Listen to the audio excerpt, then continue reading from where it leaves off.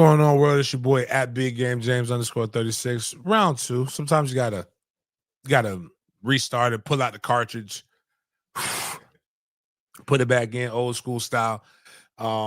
We yeah, I don't know what happens. Sometimes electronics decide that they don't want to do things the right way. But this is I'm Big Game James. This is Big Games B.S. Part of Den Media Group, presented by the MFTK Foundation. MFTK Foundation is a go-to website for all things MFTK related. We are doing our Miami tailgate. We got a lot of good stuff going. I was talking to make sure that you are make sure you're buying your tickets to the tailgate. Tailgate will have TVs, all you can eat, all you can drink. Peachy Boys Barbecue, True Kings Crab Trackers, and barbecue will be there with the food. Cook, top of lot 19. Former Knowles, former Canes will be in attendance. I think we're gonna have Buddy that wears the Miami Hurricane outfit to every game. Good guy, great story. I actually might even try to bring him onto the show, just to talk about it. Well, you know what? Do we want that? We should want that, right? We have a little hurricane stuff. I'm gonna try to see if I can get my dog Big Leon. We'll get some canes on. We'll get some It's not like he's a Gator. Yeah, nah. We'll get Gators on the end of the year too, because they're 1-11. I want them to suffer. We try to get Jaquez Green on, Riddell Anthony end of the year. Go buy your tickets now. Don't wait till the last minute. It is all you can eat. If you wait to the last minute to get your tickets, that will be all you can eat, though, once that food is out. So we will tell you that the tickets a week from now will be given away for the game, unless I get like $500 per ticket. I'm not giving you shit if somebody gives me $1,000. I will take $1,000. Funerals stink and cost money, and I can use every little piece of that money, and y'all don't judge me, because at the end of the day, none of these other fucking shows give you a goddamn thing. Do not ask me for no hotels for this game. Right now, I am at my limits. I am trying to do all kinds of other different things. We do have them for the pit game. If we don't give away 2 tickets for this game, we probably will double up for the pit game to make sure people get a chance to go to that. But make sure you go look at my pinned tweet at Big Game James _36. It posts the time of the game, which is at 7:30. I'm gonna try to see if we can get a nice graphic similar to what we have right there for the tailgate, as well as with the time. And the tailgate, whenever the lots open is when we will try to have the DJ there and other stuff going on. But if you go to my pinned tweet, you can see we have the link right there for the ticket tailor. Go purchase the tickets. Would greatly appreciate that. Primetime dope. The city should be lit. Hoping this time, I go over the dope, some good stuff happens. Yeah, Bert, the tickets are crazy right now. Some are going for 1,000. What's wild is the section 122. Adrian can tell you about those. Dad Bob can tell you about those. A lot of guys have seen my 122 tickets. They can tell you about those. Those tickets are going for less than the pair that I have to give away for this game right now, which are section 134, the chairbacks. Okay. 49, 40 row 49. Like I believe it's like almost right at you're almost at close to the 50-yard line. So like you can see you have a good view of the game. Gotcha. You'll be in the thick of it, but that's the home sideline. Those tickets are going for like $700-800 right now. But you can listen in free to Big Games BS and potentially win a pair of tickets to go see the Florida State Miami. Should be a top 5, might be a top 5 matchup by the time everything is said and done. Doak should be rocking. Should be a great game in general. A lot, but sometimes things are too expensive to be free. Car payment. It is.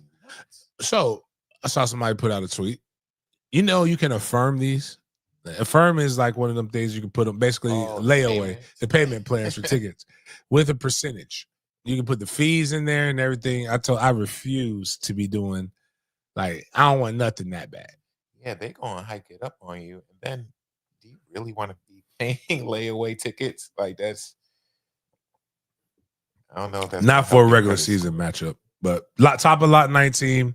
That's where it's at. I hate when people say I don't know where lot 19 is. Do your research before you come. It is literally Spirit Way and Stadium Drive, the corner of those two. The soccer fields. You'll see that. When you get to the top, don't say you didn't see us. It's a bunch of motherfuckers to the left, all the way left. That's where we're at. TVs will be at the tailgate. So I think we need to learn and adopt a culture of where we show up regardless. So just show up and support the team. Be in the city. The city's lit. Especially if we win, you know it's going to be crazy. Oh, yeah. If you're black, bring you some hard bottoms. I'm going to give you, it doesn't actually, black, white, doesn't matter. I got, I'm tired of this polarizing shit. Go to Top Flight. Get you some hard bottom shoes. They're not letting you in with expensive tennis shoes. Get your hard bottoms. After the win, we'll go somewhere. We're going outside. I say I'm not, but y'all should go outside. Enjoy the city when it's rocking. That's all I have to say about that. But jam-packed show. We didn't get to everything on Monday's show because we missed Friday's show. I was attending the memorial for my dear friend Brian Collins, who was a Miami fan. I think he's a part of the reason why Miami is winning right now. Because he was doing some ghost shit. Like I don't know if y'all ever seen the movie Six Man with Marlon Wayans and Kadeem Hardison. I think that's what Brian was doing because some of the shit from Miami didn't make sense. But luckily, him and my grandmother would be beefing. And maybe she'll do some shit for Florida State that would make us do good. But right now, my grandmother's funeral will be next weekend. People are asking me how to support. Like, man, what time is the funeral?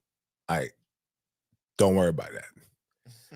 I don't want to be there. I damn sure don't want other people there like that. Like, unless you knew Isla, man. Like, I think that if you want to help, if you're there to support me, right? I want you to not be there to support me, if that makes sense. And I don't mean that because I don't want people around. Speaking as an organizer. Yeah, I don't know how I'm going to respond. Yeah. And it's kind of like a privacy thing. I like to mourn. I'm the same guy who says that I don't want a funeral. So you got to remember this. I'm not like other people. I want to be here on a Tuesday, gone on a Wednesday. Like, and people will find out because we probably put an obituary. Did you know obituaries cost $300+? Are you serious? They start at $300. I could make my own though. Why? No. For it to get into a newspaper. Oh. It's like an obituary network or some shit.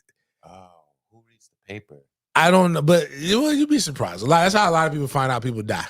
It's still obituaries. But like, I think they shouldn't charge you for that. Yeah, that seems awful. I mean, we charge for healthcare, so I guess it's along the same lines. I'm like, you pay damn, to live, you pay to die. Yeah, like when do you escape bills? Yeah. Like death doesn't even like. I think did your student loans follow you in death too? I know you can't. I know you can go bankrupt and you still gotta pay your student loans. I do know that, but like it's the only thing. Like $300 for death. Yeah. To just write about somebody, that's crazy. Just so people can know. Just so people can know you died. Like this shit is expensive, but you know, like I was trying to get together some the food options for the one we're gonna do in New Jersey, and like that shit. He was like, "Cuzzo, they started at like $1,500 to feed us because she did." Like, man, come on, man. This is where we need. Yeah, like we need the cokehead thing. Michael Irvin. He's like, that's what's wrong with the world today. The young ladies, they don't know how to cook. We're losing recipes. Like, what happened when we just got all the women in there and they was just in there, they cooking because that food came with love. Like, you know, they more like I think it's seasoned through the tiers. And a third of the price. Yeah, like all we doing is buying supplies. Yeah. And we know they can cook. What if like your what if your food sucks? For $1,500, I'm fighting. I'm gonna be so mad because like I'm already mourning. Right. And maybe a good baked mac and cheese could help me through this. For sure. It's good college, right? But then you come over here and you giving me unwashed, unseasoned collard greens. And like now I got grit and dirt in my teeth because I'm trying to eat some collards because that's one of my favorite food. And now I'm worried about. Anyways, long story short, I tell people it's a lot of things that go on. Listen to what people say, how they mourn, and just that my free game by big game. Now, if they say they want everybody around them, then shit, do that. I process in peace. I like to process things on my own. And like, for example, the most terrifying place for me when I found out the news that my grandmother died was being in Doak Campbell Stadium, surrounded by thousands of people, and then having people like happy and trying to high five me. I was just trying to find a corner to go somewhere where I could just chill out. So what I did, man, we got to find that one day, man, and repost it. That you weren't helping us then. I don't know what you were doing then, but like when I had to buy the chicken for my friend Ryan's funeral. Mm-hmm. So great story. Of I'm gonna say, I hate to say it, true. Everybody needs their Nino Brown moment, but everybody needs to have this kind of moment. And so I went to, this was about 2017, I believe Ryan passed, 2017, 2018.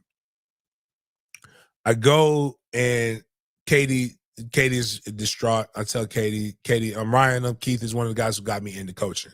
He died of Lou Gehrig's disease. Very painful death, strong man. I remember where I was at when he got diagnosed, and he told me, he looked at me, he said, I ain't dead yet. It's like, don't like, it was one of the strongest statements I could see. She said, James, Brian's white, grew up on the West Side, played with a lot of black people, but it was a very, very white funeral. I was one of the few black people there. She calls me. She says, James, Ryan spoke so highly of you, and he did this, he did that, and what we want is we want to recreate our wedding, the meal that they had at their wedding. They had a small wedding. The wedding they had, it was very simple. It was good, delicious food. They had mashed potatoes and gravy, green beans, sweet tea, lemonade. Mashed potatoes and gravy is one of the most delicious sides you can get, especially brown gravy. She said, James, we got all the other things taken care of. I need you to do one thing for me. Yes, Katie. Ryan was a dear friend of mine. What do you need? Anything that you need, Katie, I'm going to take care of that. Well, we had fried chicken. And if you can get the fried chicken, that would mean a lot to us. And I said, okay, Katie, all right, no problem. Fried chicken, got you. But I want you to know what you just asked me to do, though, Katie. She's like, what did you just ask me? I said, you have thousands of family and hundreds of, like, tons of people here, hundreds of family, thousands of friends, all white. You asked a black man to get you the fried chicken, though. I cannot let this pass without letting you know how fucking hilarious that is. So I went. My credit was really, really good with USA at the time. I had a Black American Express card. I did not have the black card, but people don't know the difference. If you don't know, I know the difference between an African American Express card. I had a Black American Express card, so I had power. So I called Popeyes first. I said I need 1,000 pieces of fried chicken for Saturday. Hung up on me. They thought I was pranking them. KFC. It was some crazy price. They didn't believe it. Called Publix. Say, hey, I need 1,000 pieces of fried chicken. What's the earliest you can have it done? We can have it. I said the funeral's at 9. He said we can do it at 8. I said cool, no problem. I need you to give me 1,000 pieces of fried chicken. How much is that going to cost me? It was $1 per piece of fried chicken. Damn. I thought that was pretty good. I was like, cool, fine, whatever. A stack, got it. She's mourning. I know Publix fried chicken is going to be good. Yeah, I had the truck. Do you know how many what that looks like? 1,000 pieces of fried chicken.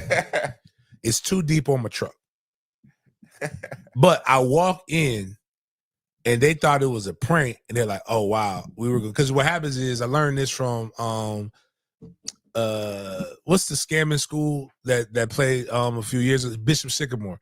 Apparently, if you call in an order of fried chicken and then don't pick it up, they have to sell it, and they sell it for a reduced cost. Oh, okay. Because it can only be out for so long. Right. I go and I pick it up. It's a lot of shopping carts of fried chicken. I'm in a suit. I'm clean. Walking with the fried chicken.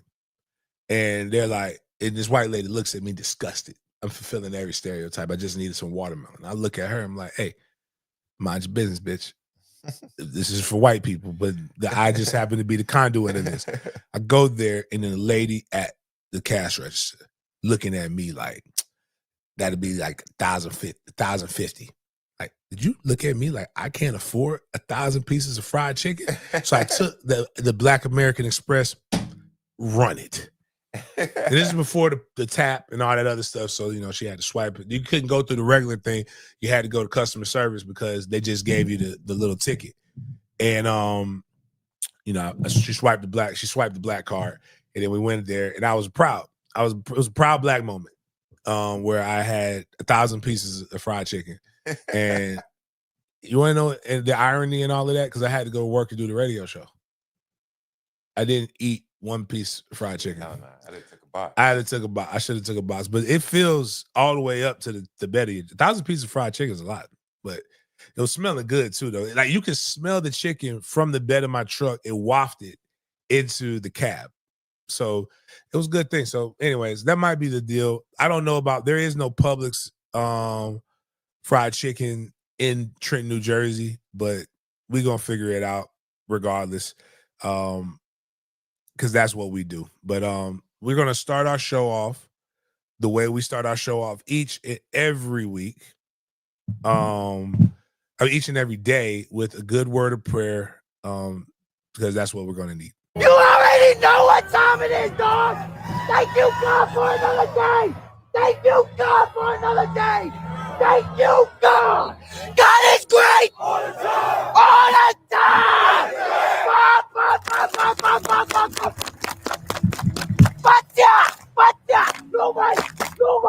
Nobody wanna thank you, God. Thank you, God.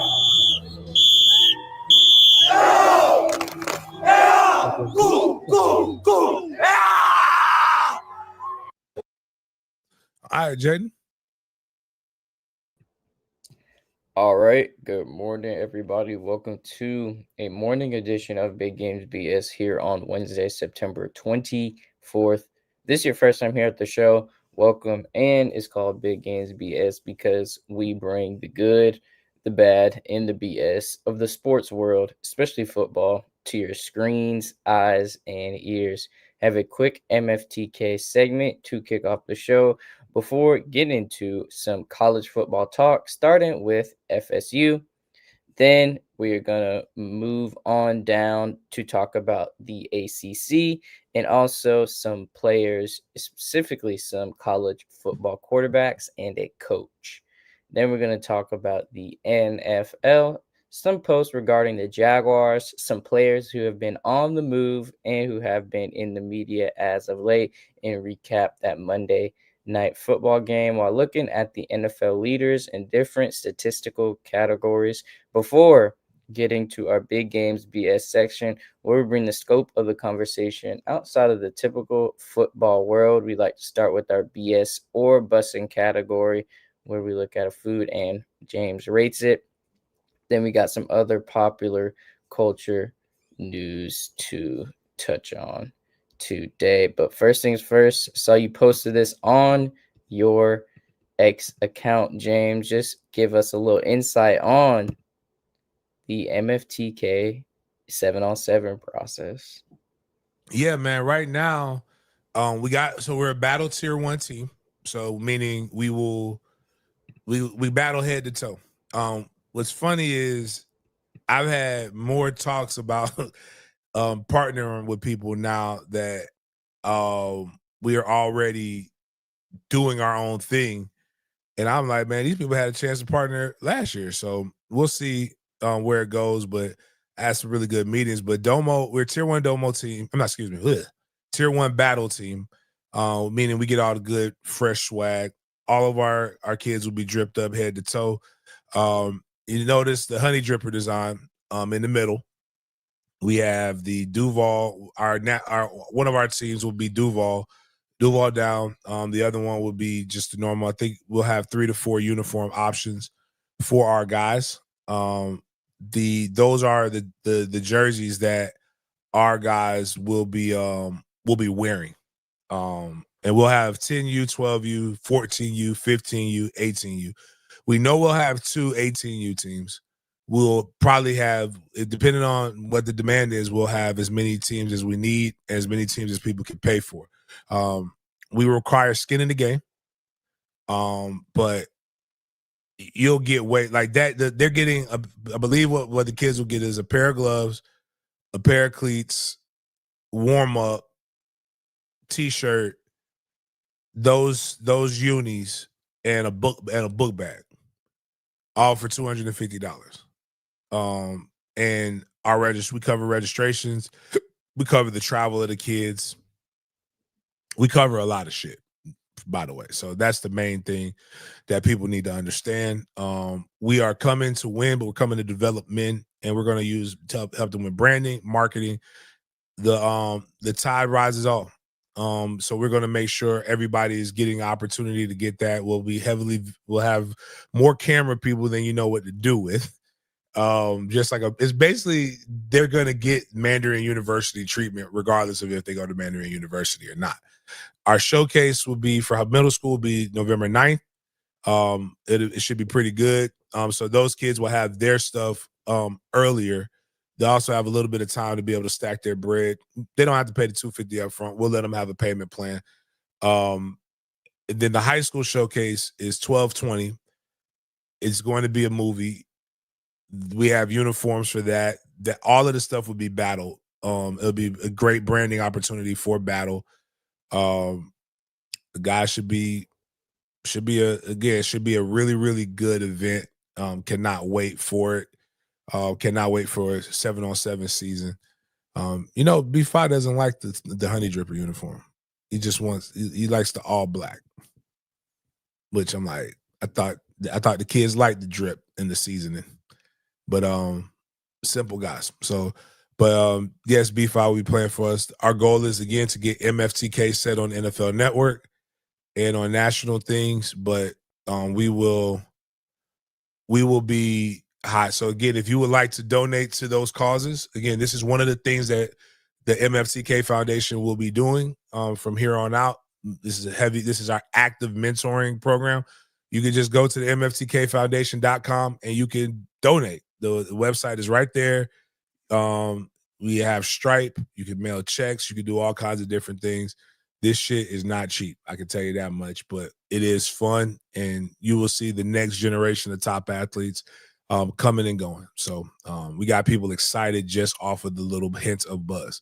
So kudos to Kobe Wright, Bryson's dad. Me and him are partnering in this, and hopefully this will change the game in Florida in general, but definitely change the game in regards to how we do stuff in North Florida.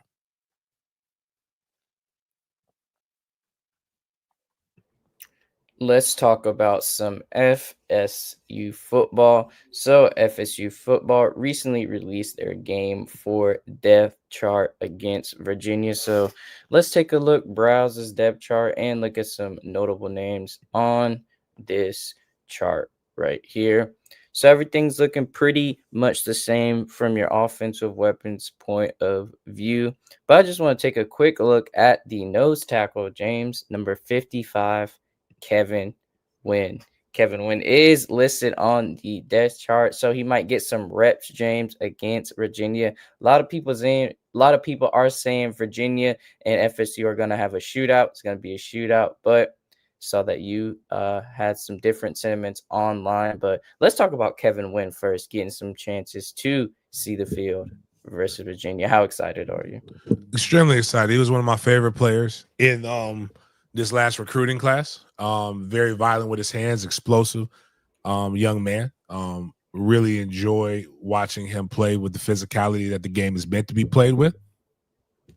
We'll see. I don't think, but a lot of people aren't paying attention. You have Virginia center is hurt, so being able to see Daryl Jackson, KJ Sampson, who was a 4-star prospect coming out of North Carolina area, hell of an athlete, and Kevin Wynn.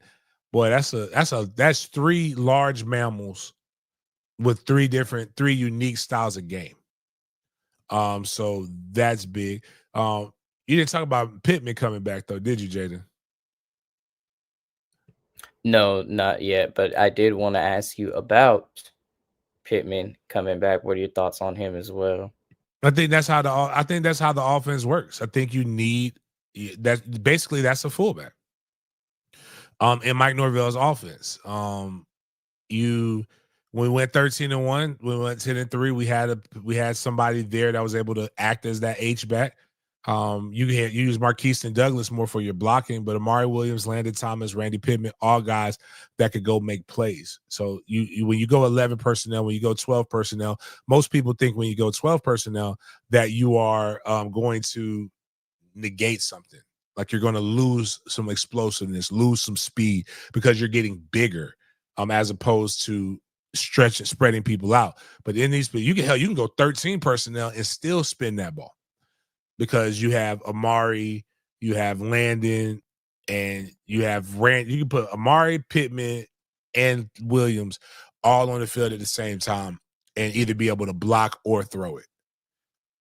And that's crazy. And Marquise has pretty good hands too for a big man. So I'm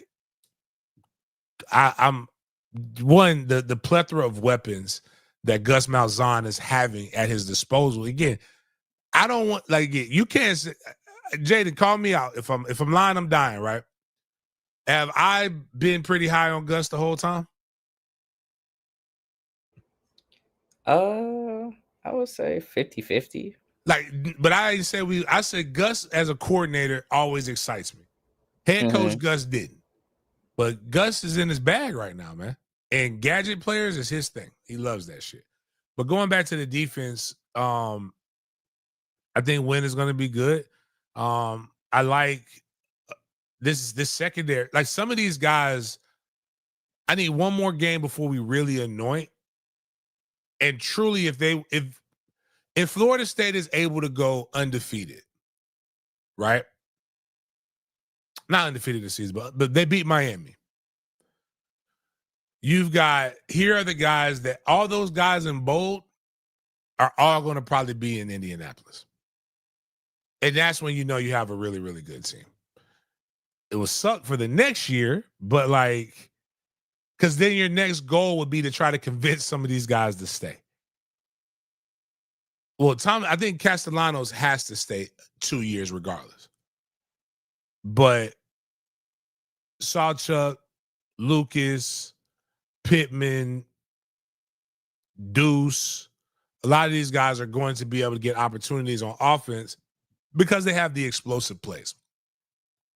James Williams, Daryl Jackson will probably be. It's crazy that we talked about Daryl Jackson playing himself into the first round. Is anybody not seeing that right now? Man, my guy is good. My guy is good. He knows how to call it. I just wish he was that good as a damn GM for the Jags. But he's definitely good. So I'm excited. Somebody asked, is there anything that gives me pause about UVA? We'll go back to what their schedule was. They are capable. They're explosive.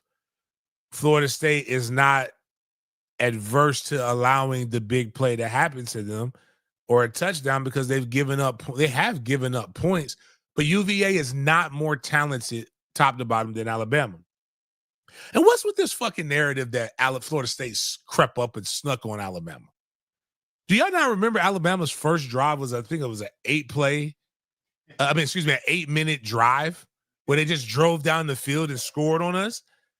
I don't think you guys know that words have meanings. And when we look at the totality of what Virginia has done, they have a 1,000-yard quarterback. He's got 8 touchdowns, 1 interception. They've got a running back that has almost 300 yards. Their leading receiver has 300 yards. Our leading rusher is our wide receiver, and he's had 5 carries for 173 yards. That's Makai. When you're looking at what Virginia brings to the table, wow, they have one of the top offenses. Yay, good for them. Here's what they've done in the last 4 games. Here's who they've played. They've played Coastal Carolina. They played them 48-7. When they played a team with a pulse in North Carolina State, it was kind of a shootout. It was 35-31. They played William and Mary. William and Mary put up 16 points on them. Stanford put up 20 points on them. They are tied for first in the Atlantic Coast Conference. But they aren't.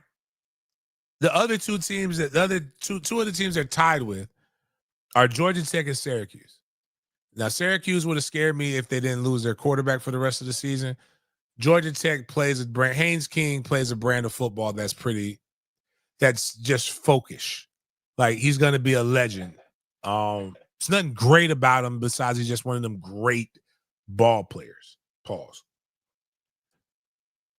The team that Virginia lost to was North Carolina State, who lost to the Duke Blue Devils, who got their asses whooped by Tulane. All I'm saying is that we have a saying at Mandarin: respect everyone, fear no one. You respect them, but there's no need to fear this guy. Alabama's quarterback was a guy who could move the pocket. He got his ass folded. The last 2 teams that we have played have not been on par. Virginia is better than them. But there is nothing that we have put on film that makes me afraid of whatever Virginia, because Virginia doesn't know what we're doing. Now, here's what I know, is that Gus is setting something up. 3 games, there's been this kid, Makai Danzy, that's ran this jet sweep and has put up touchdowns and put up points. I don't know if they realize this, but Makai Danzy is what we call Olympic level speed. He is a guy who could legitimately go in the first round and run for the Olympics in the same year. Crazy. Typically, that does not happen. If you don't respect that, then you're going to get fucked. But they got guys with pride. I like what Tony Elliott is doing by telling them that if you say you want to go to the NFL, this is the game you do it in. But at the same time, show them why you are who you are. And I think this is the opportunity for Florida State to put the nation on watch. It starts at 7. So I'll be watching this and coaching at the same time. So hopefully by that point, we'll have the game quite in hand. FSU football recently announced that the Miami versus Florida State matchup will have a kickoff time of 7:30 p.m. Yes, this is a sold out showcase shootout in Doak Campbell Stadium. I know James mentioned it earlier, but FSU does have that prime time spot against the Hurricanes in Tallahassee. So shout out to this, man. Primetime game is going to be dope. The night bright lights are going to be crazy on Doak Campbell Stadium. Game day is coming, though. Yeah, so boom. We don't have breaking news still yet. So give me the NFL. Dum dum dum dum dum dum dum. Close enough, right? So this guy is going to be he's going to be at his son will be playing on the 7-on-7 15U. he's got a spot. You got to have the fuzz with you. Got protection. That means everywhere he goes, somebody's strapped. So if you fucking with MFTK, I'm gonna be in that thing like, well, I'm gonna be the straight dread-headed version of Tupac out there on the sidelines. Like saying, like, yo, pull your strap. We got the gun. Anyway, he said, hey, you ready for an all-day tailgate, FSU versus Miami? College Game Day will be here with all of their other shows on Friday and Saturday. I will be working it to guard one of the hosts. I asked him if he could please guard Kirk Herbstreit because I would like one of us to just go slap him upside the back of the head. I said, all you got to do is just act like you just blink for a second, just to let me get back there, and then I'll surrender to you. Like, ain't nobody got to rough me up. Just tell them, like, just blink, like, turn your back, and I just come up and hit him with the club punch. Like Jamie Foxx said, he's on the ground. I'm at the door. He's trying to figure out what the fuck just happened to him. Just because him and his emotional support dog are bothering me. I'm tired of this shit. Like, I'm still mad. We have the right to be mad for 2023. You know what? Hell nah. We need to make Kirk Herbstreit really feel accountable for his words. Matter of fact, I'm going to start talking. I'm about to find out all the information. Where they staying at. Because, you know, ESPN has to block rooms off. I didn't know where they staying at. I didn't know all of this shit. We finna make it rough for you, Kirk. When y'all see Kirk, we need to throw tomatoes at him or something. I don't know. Oranges would hurt because oranges are tough. What is something Tallahassee that we can throw at him? We don't really have anything that we're just known for. Throw some tomatoes at him. Just say boo. Say mean-ish things to him. Get him real spook. That's what we want. But anyways. Moving along, we talked about Mekhi Danzy previously, but we got to shout out him because he is the ACC Rookie of the Week. So he had 112 reception yards, 64 rush yards, and 1 rush touchdown, just to jog everybody's memory from Game 3 against Kent State. But, man, Mekhi's doing it all. ACC Rookie of the Week checked off right there for you. Man, James, he's doing it all, man, in great, great fashion. Boy's a baller. From Florida High. So I just want to make sure. I got to talk to my school. We're not marketing this well enough. Do you know if Mekhi went to Mandarin? Do you know what we would be doing right now? This motherfucker would be everywhere. Like, you think Bryce is right, but he would be Mandarin U alum, Mekhi Danzy. Mandarin U this. Man, people would be like, man, yo, I'm tired of this goddamn Mandarin U shit. Like, well, bitch, come join it. Like, that's what we do. But shout out to Mekhi. Is he as fast as the other guy? I remember we recorded the Olympic guy. Oh, yeah. Different Marvin Bracey. Different speed. Okay. Marvin was a 100-meter guy, so he's a little bit faster to the point. Mekhi's a 400 guy, but he's not that far off from where Marvin is. Oh, wow. Mekhi's probably, to be that fast in the 400, he's probably a 10-1, 10-2 guy. Actually, I say that it's still pretty far, but I can't do none of that shit. But see, talking nonsense here. We got to worry about first coast before we worry about our other stat game. Mekhi is my guy is Marvin was, I think, 9'8". Okay. What's crazy is we're around a 9'8" guy all the time. You know that, right? You know Gordon ran a 9'8". Oh, really? That's insane. He looks like a father. Like, yeah, he looks like a dad now. It's just like, but I'd be telling when he used to train for me, he'd be like, oh man, I said, hey, guys, that ain't what you want. Yeah, like, guy, he can't run a full 100 right now. He ran a 10-3 overweight, and that's what stopped him from running the Olympic. He was too big. Damn. He messed his quad up. Like, he was picking them up, putting them down. I told him I was so mad at him because he was going to London. And then if you go to London, so the way some of these contracts work, I don't know how the U.S. one works, but I know how other foreign countries work. So my goddaughter's father ran track professionally for Guyana, and he ran at University of Kentucky. They pay you for making the Olympics $3,000 a month, tax free, for 4 years. This was a decade ago. I know. 36,000 tax free.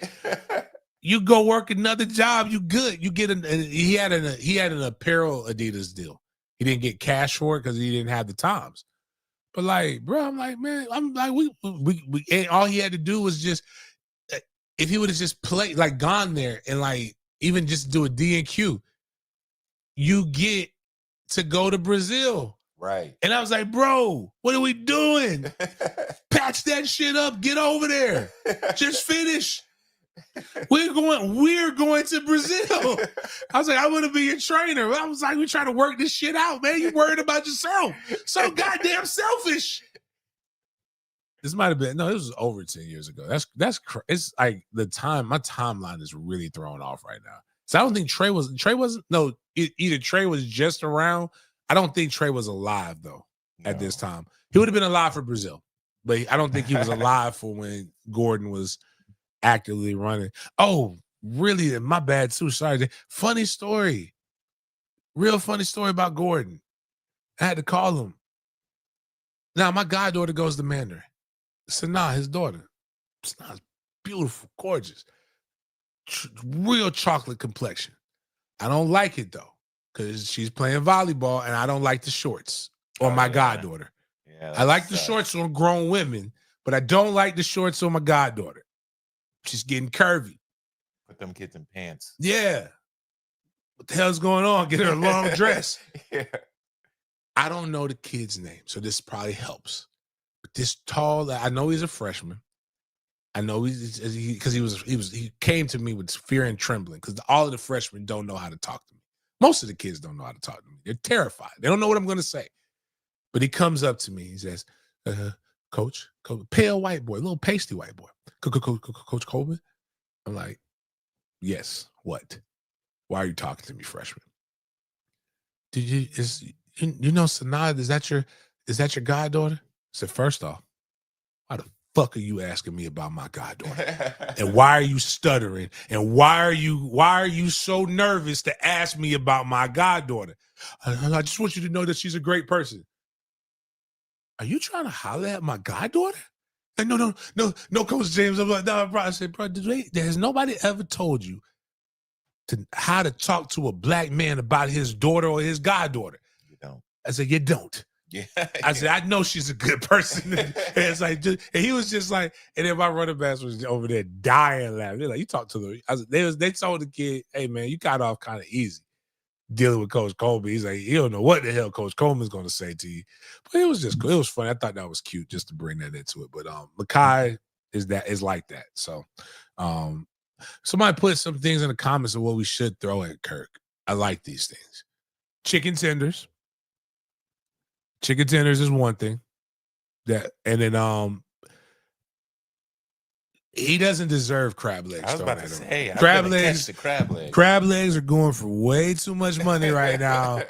We may have some left over from the tailgate though. So if we do, just take a couple of those things and just maybe the crab pot. Like that might be tough though, man. Like it might be hot. Illegal. It might be hot. Let's not do that and keep our pots. Well, no. We want the pot, but like just take the contents. Oh, okay. I'm like, damn. Maybe let it cool a little bit. That would be wild though, just to see somebody just throw a like somebody comes, like you see the ice. We had a Coach Reed got an ice. They gave him an ice bath for his birthday. They dumped ice on him. But imagine somebody rolling up on you and hitting you with corn, potatoes, sausage, and onions. Just Instead of a Gatorade bath. You know what? That would be better. Do Catch it in him. Louisiana or something. Catch him, because you know what's gonna happen. He's going to smell awful. Yeah. Because it's gonna have all that good seafood scent in there. That Oh yeah, that's seasoning. how we do it. We hitting them with the crab pot.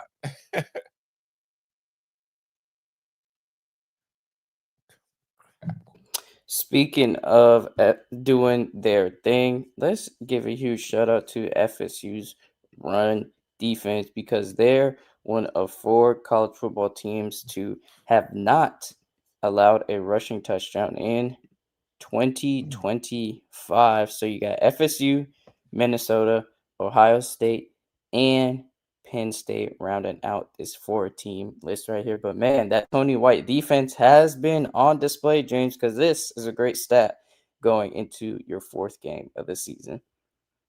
Yeah, man. He it was one of the things that I liked the most about him. They did not give up a rushing touchdown at Nebraska at home. And I always tell people that's very difficult to do regardless. Like, it's hard to stop teams from scoring. But to not give up one rushing touchdown was a calling card that I thought was pretty impressive by Tony Elliott. And I think the way that they've handled the run has been really impressive. And if you really don't understand, like, if Virginia is one-dimensional and can't run the ball and they only have to pass, that shit gonna be sweet. Because our defense, our guys are athletic enough corners to be able to run man going into a zone system. So that means that they can, if they're able to just sit back and play the ball, it might be, you might see that man throw more. He might be like DJ Lagway. Remember I was talking about when DJ Lagway played LSU, if LSU's defenders didn't drop as many interceptions as they did, his completion percentage would technically be higher. That might be what we see for Virginia. He may throw just as many interceptions as incompletions this game. We got some commitment news coming from a class of 2026 defensive lineman. That is Judah Daniels. He has committed to FSU from Fort Myers, Florida. He's a 6'3", 260-pound defensive lineman, and he chose us over USF and FIU. He said, quote, "Through all the trials and tribulations, I'm home. 1,000% committed. Goal knows. Have you got a chance to look at his highlight film, James? Nah. Let's pull it up.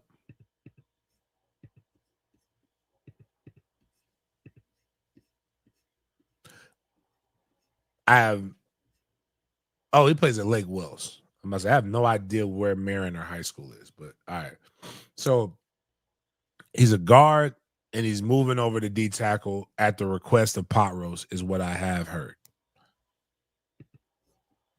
All right, blow that bad boy. Miles, you gotta move my picture so I can see this. All right, let's see what we got here.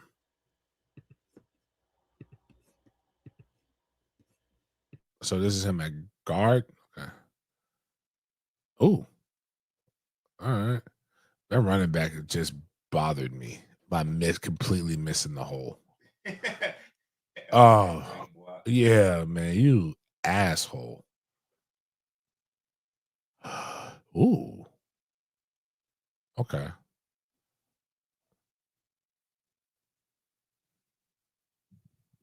Little crack action. Damn, he got 2 guys on that.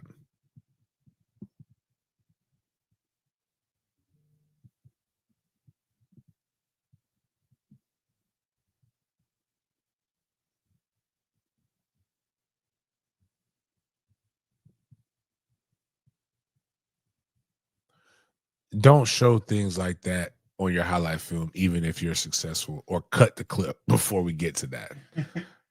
Don't make your other teammates look bad.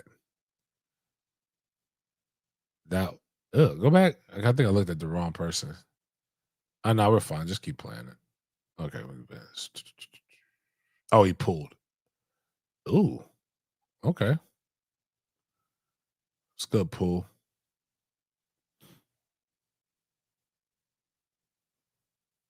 All right, that's the same play from another angle. Oh, it was a midget. That doesn't count. Still nasty though. All right.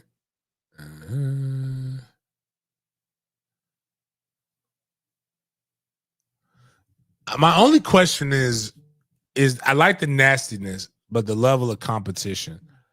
I need to take this off. We need to go see. I need some D tackle film, but I can understand why they like him.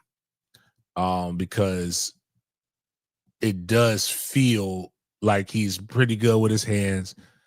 He shoots his hands to the inside. He has violent intentions. Yes, that was the end of last season. Do we have any stuff from this year? Maybe some of his early stuff, or is that all we got?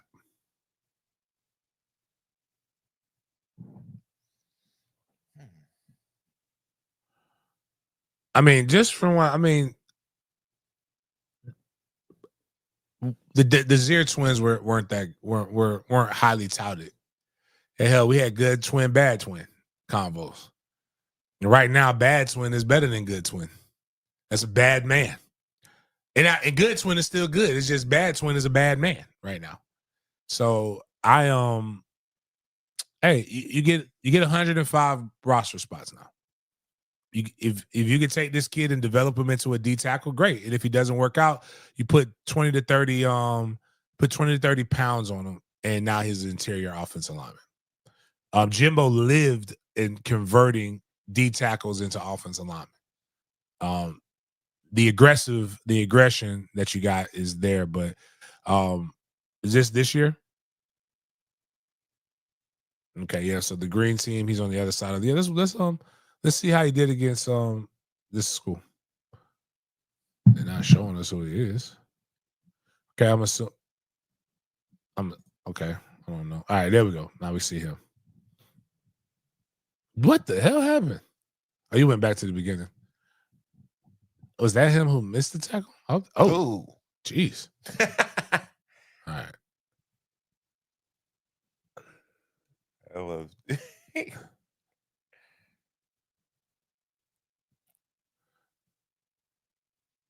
Oh, he's pretty fast off the ball. One thing I like what he just did in that last clip is he moves his feet before his hands. Oh, no fucking way. Oh, yo, that was really that he's a ball watcher. Pause. Like look at one, he's crowding the ball and he's literally watching it, and he is all right. Like these clips here, he's got this thing pegged. And he's doing it on second sound. So he's not just doing it on first sound. So that means he is really locked into the hand placement of the center. So like what people don't know is obviously when you're looking at him and the center's hand is moved and his helmet is even with the lineman, it is very difficult blocking that. Now, if you could get everything else in alignment with him, hey, I can see why they offered him. But again, you got spots. You don't have to everybody don't have to be Kevin Wynn out the gate. You find guys that you can develop and you can coach up. That's a good shout out to Pot Roast for finding that. We're going to talk more about the ACC with recent news revolving around the ACC scheduling to move ahead with a 9-conference game schedule model plus 1 P4 at minimum. So we got the article right here for you guys. Gonna blow it up.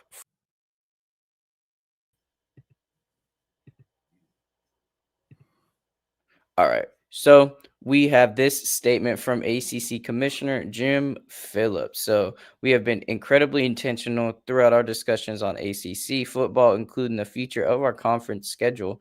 Today, the athletic directors of the 17 football playing institutions overwhelmingly supported a regular season schedule that includes 9 conference games and a minimum of 10 games each year against Power 4 opponents.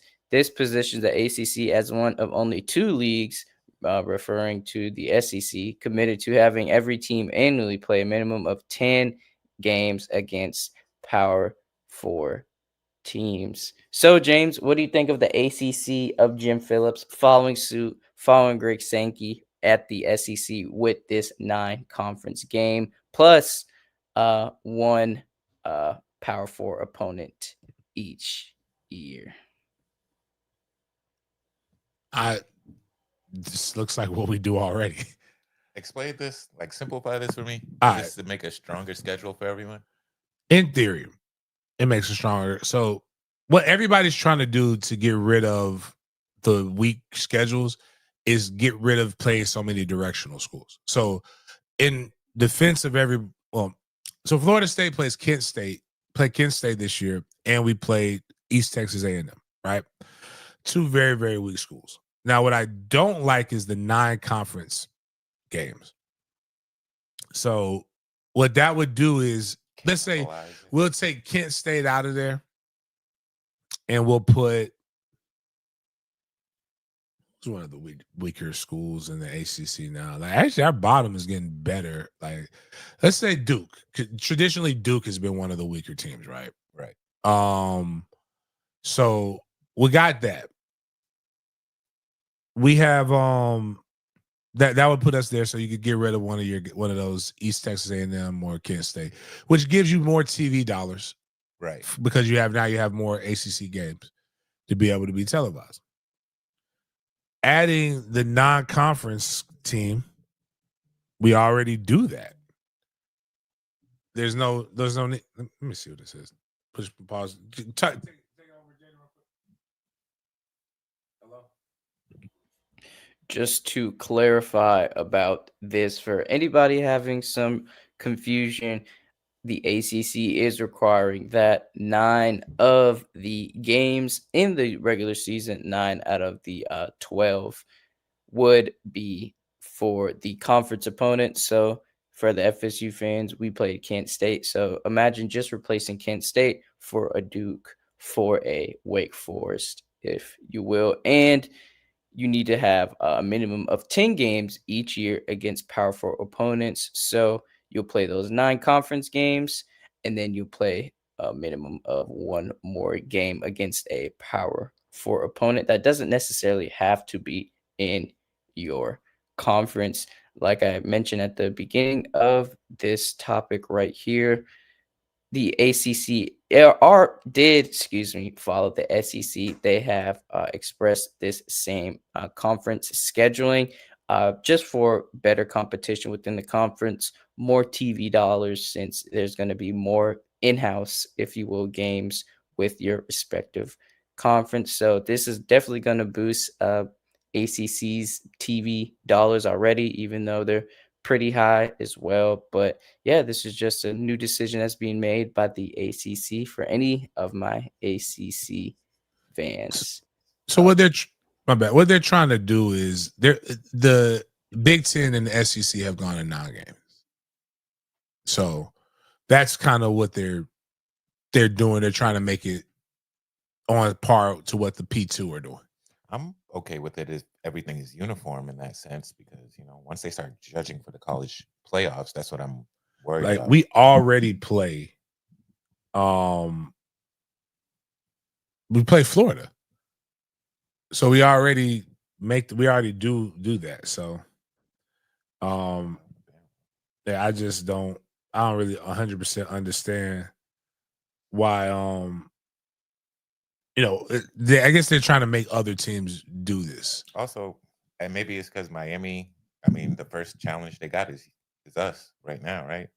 And they're still in state for the first 3-4 games. So the best teams in our conference seem kind of like they're playing patty cake.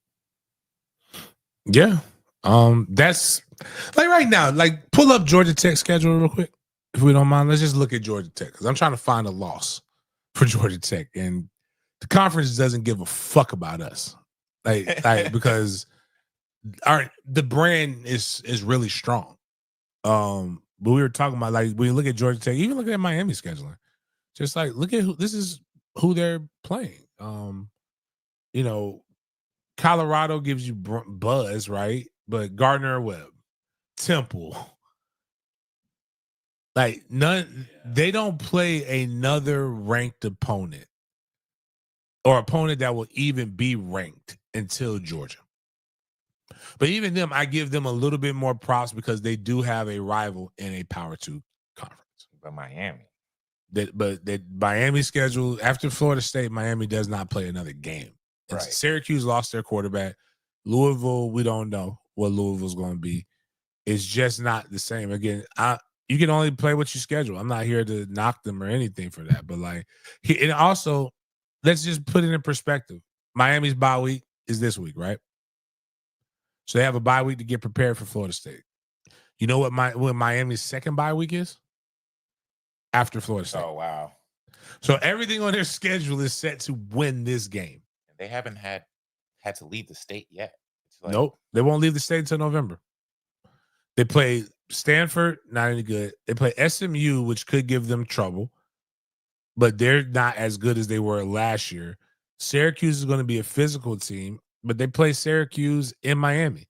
They played North Carolina State in Miami.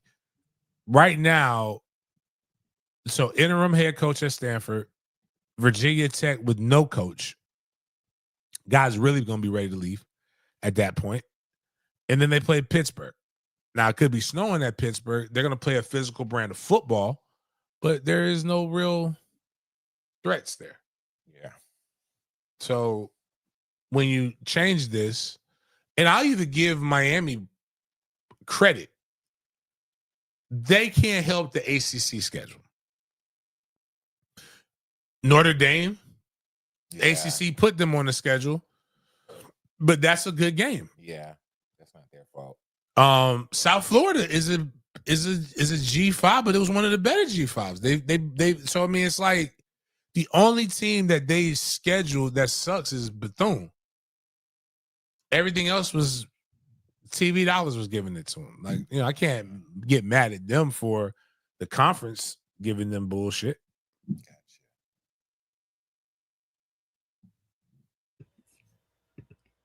We got some news regarding OK State, that is Oklahoma State, and their head coach, because Oklahoma State has decided to fire Mike Gundy. He was in his 21st season coaching at his alma. That's a long time.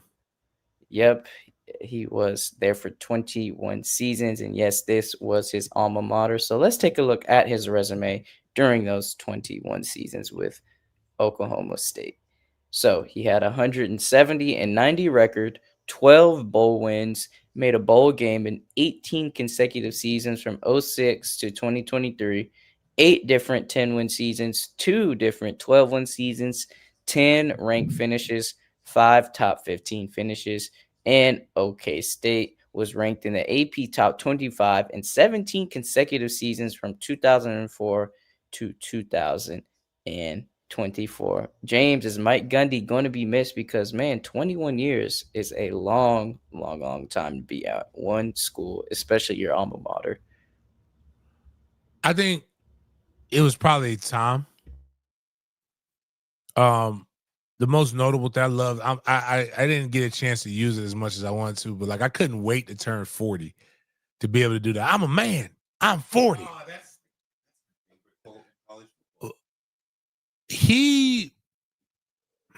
I thought that's him. Why did I think that was Dabo? That's him. He's eccentric Dabo. Like you remember the DirecTV commercials?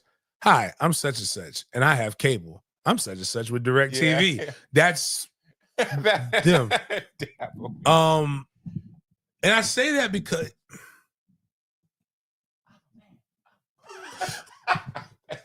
I like Mike Gundy. Mike Gundy has said some quotables over his time because when you get money, you get comfortable, right? You can tell by his hair. He was not like. One of the things that I hate that we tell this generation, the next generation, is you have to be something a certain way to be successful. And we don't, those who are successful or have measured success do not employ that same philosophy for their life. Not at all. Jaden, can you pull up I'm 40 Mike Gundy? Yes. Mike Gundy, when he came into this, was like every other fucking coach. Really? Polished. That I'm for. Like, look at his hair. He was actually a little bigger, but like he's more svelte. Right now, Mike Gundy went from a corporate guy to pseudo redneck. That's Mike Gundy. That's why you can believe he's Dabo. Oh, wow. Mike Gundy looked like every stereotype of a football coach that you could possibly want. I have no problem with that. For sure. Now go back to the new Mike Gundy.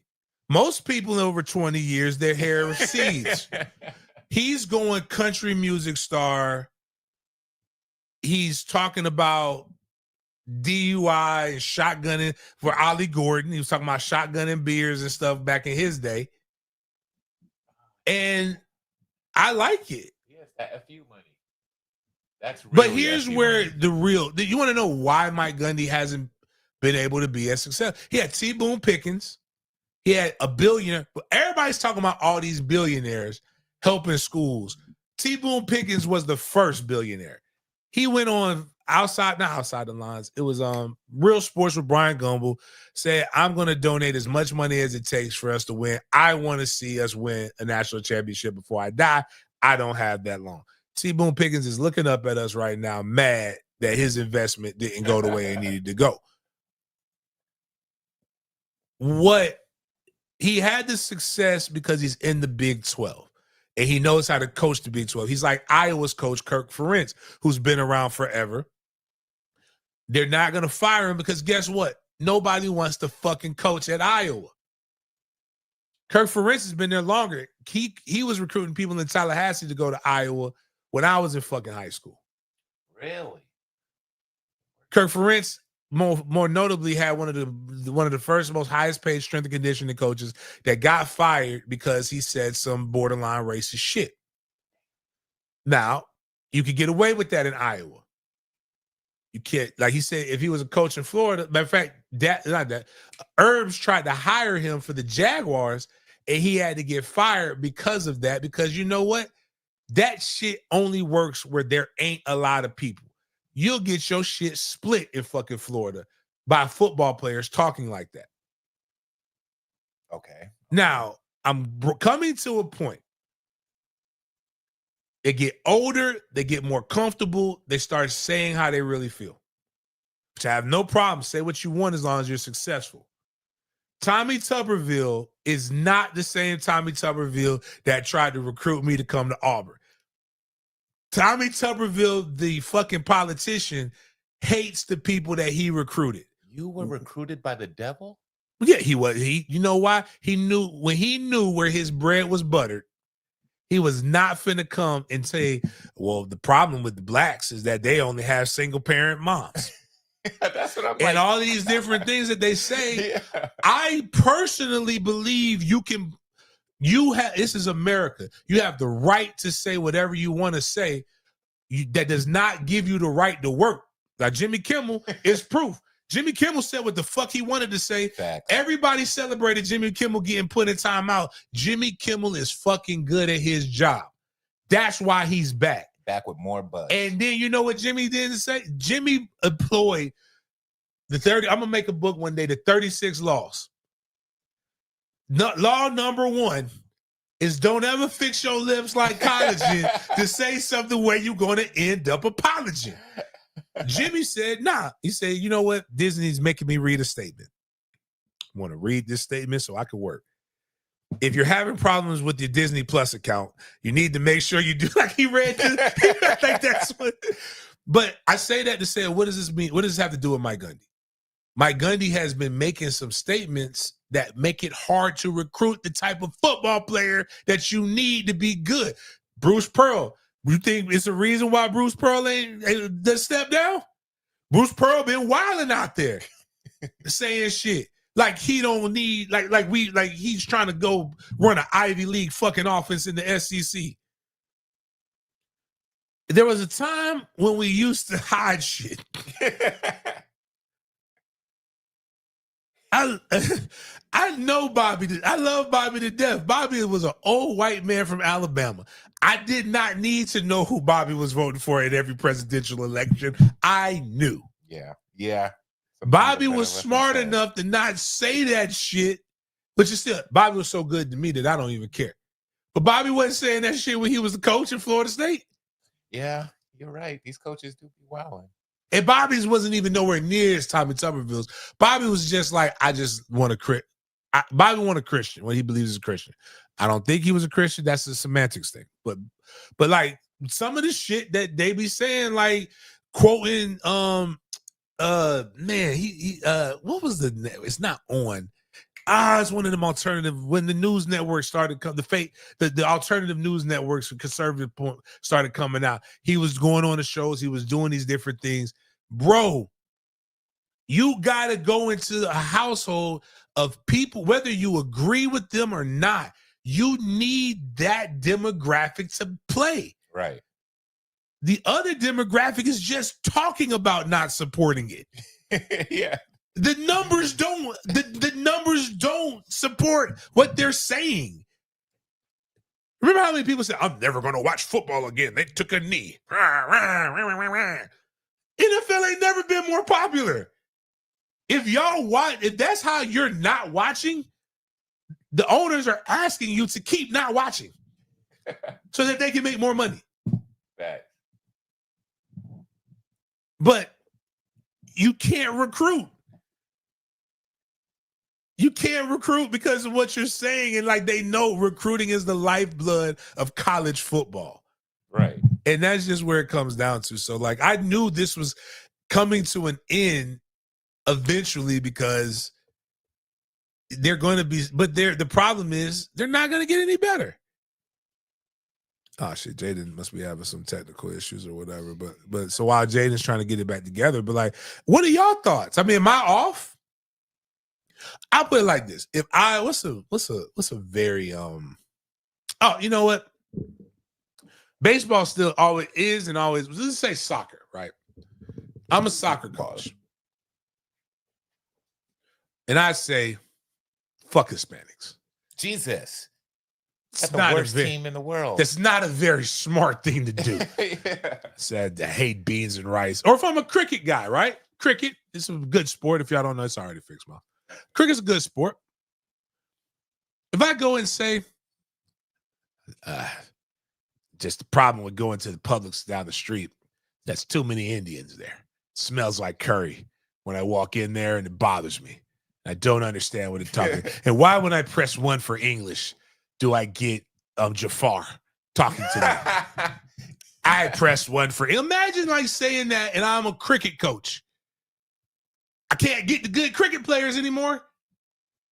All my clientele is Indian. Even if I believed it, you got to know when to shut up. We tell young people in the opposite side, like as a conservative, I'm a conservative. I am literally never hitting it. I am a registered Republican. But I tell them, like, yo, y'all can't, when public, like, I can't believe, like, dude, have you seen the fountain that they said they dedicated to the young man who just passed? No. They have it's the water comes from here. Oh my gosh. It's like, so mean. You shouldn't say that. Did you not listen to this motherfucker? He said mean things all the time. Republicans are the softest, most tough talking bitch asses that I've ever heard. All we talk about is how libtards are soft and this and that, but then get mad when they shoot all the guns. That fountain is wild. That's wild. Bro. But I also know, like, hey, I'm not gonna say shit sometimes because maybe if I ain't got nothing good to say, don't say it at all. But like, you know, shit, like, you got to know where your bread is buttered, and he didn't, and it fucked him up. So, but anyways, you know, like if I play with, you know, one guy who's saying wild shit in Oklahoma and is working is Oklahoma's head coach. He says the most gayest shit that you could possibly say. But apparently it's been working until maybe they've been drinking too much nut juice. Jaden, show us why they're drinking too much nut juice. Because they're going on a good run. And now John Mateer, who was literally running away with the Heisman Trophy voting, because of how well he's playing, he is out. Like, he hurt his hand, throwing hand, and now he has to have surgery. So they'll have to wait till next season. I mean, he'll be back maybe this year, but he might as well go ahead and take the red shirt, protect your stock. You know, they could probably win some games without him. Right now, I'm going to probably put money on both of them. Cue this up. The Heisman Trophy will be won at 11 p.m. on Saturday, October 4th. They might as well just announce it. It will either be Carson Beck or Thomas Castellanos, unless both of them set quarterback play back 50 years. But the way I believe that game is the game will be won by who has the better quarterback play that night. But yeah. So yeah, guys, just wanted to update you. John Mateer will undergo surgery Wednesday today to address a right hand injury he sustained against Auburn.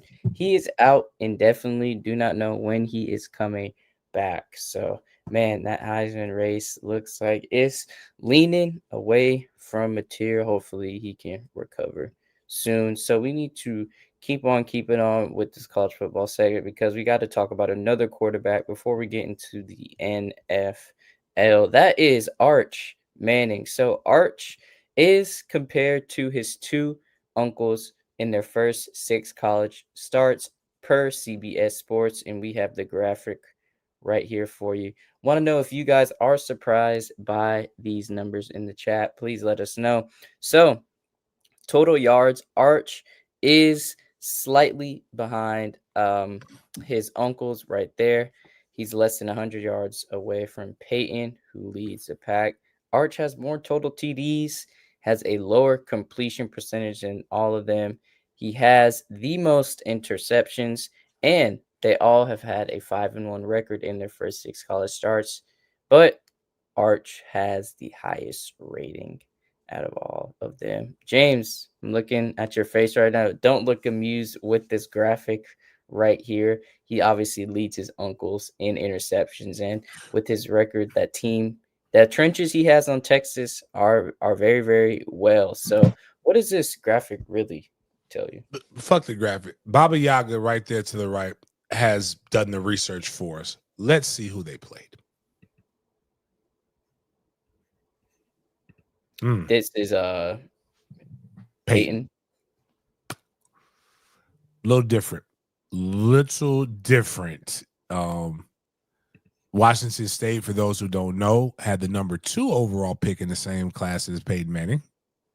Florida, when they were hot. Georgia, UCLA. Only duck on that would be Mississippi State during that time. So let's go look at who did Eli play. Okay, Eli's schedule might have been a little bit more comparable. Murray State and Arkansas State, we're not even going to talk about those. Alabama was not the Alabama we know now. Kentucky had Hefty Lefty. Auburn, I think that was Tommy's first year at Auburn, if I remember correctly. So they were coming off of that stuff, but all better teams. Middle Tennessee State would have been comparable. So let me see what was Texas? What's Texas' schedule? I know he's nothing compared to Peyton's schedule. So like let's just be 100%. If we're gonna, as the ladies say, if we're gonna be anything, let's be for real. When it comes to that. Texas has a bye week this week. I know next week he's gonna eat because he's playing the Sisters of the Poor in the Florida Gators. What's striking to me is the completion percentage. I'm more of an NFL fan, but it goes the opposite way in the NFL. All right, so so we got Ohio State when he played a team with a pulse. Man, get the fuck out of here. I ain't worried about what he did last year. San Jose State, UTEP, Sam Houston, fuck out of there. Arch his ass. And let's just talk about this. Passing game is way different than it is now. Way more relevant than it was back then. The game was a running game. Yeah, that's so. He's not his uncles. I think one of the biggest problems is, and this is where the Shadur apologists kind of have a point, but they're not looking at the whole. We have to stop anointing these people because of who their fucking fathers are. Now, Shadur did it at Jackson State, which is much lesser competition. By the time he was a junior, he was able to do it in college. Like, he was more mature. This is Arch's second year, correct? If I remember correctly, yeah, it's second year. So he's a sophomore, so he shouldn't be doing on that level yet. But, like, even then, he's not good. Like, it's okay to just say he's not good.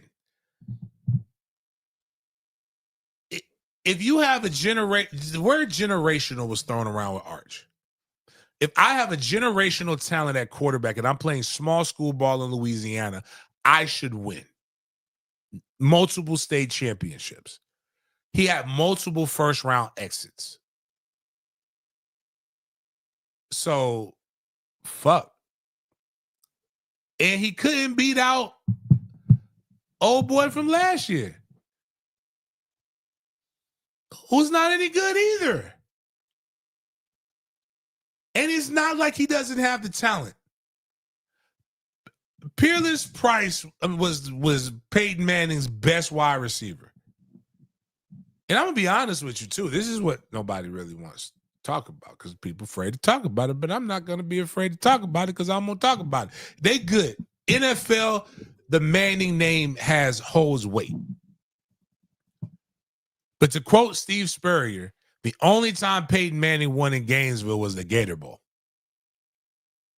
And the Gator Bowl was the Jag Stadium was being renovated to bring the Jags in. Excuse me. He wasn't generational talent. If I'm considered generational talent, right? When I leave, there should be a massive drop-off, correct? Is that fair comments? I know we got a little delay, but if I'm a generational talent, is it fair to say that there should be a drop-off in that position when I leave? Yeah. We can say Peyton Manning is the greatest quarterback at the University of Tennessee right now, and that statement would, without research, would probably be, people would be like, yeah, no, right. T. Martin came in the next year and they won a national championship. T. Martin is not a guy that we all speak about as a generational talent at quarterback. Good football coach. Good player. But nobody goes around and says, man, remember T. Martin? Remember T. Martin was that great? Remember them dimes that T. Martin was throwing? Gave Tennessee a national championship. But nobody goes and says, man, there's no T. Martin way. There's no T. Martin this. There's no that. And Eli was an 8-5 quarterback at Ole Miss. They're guys that had talent, and this happens all the time. We're watching it right now. The best quarterback in the NFL, in my opinion, is Josh Allen. Josh Allen came from Wyoming and was trash. But he went to the NFL because the NFL and college are the same sport, two different games. And maybe Arch will be good in the NFL when he gets some stuff around him. He's not, but what he isn't good is he's not good in the in college right now.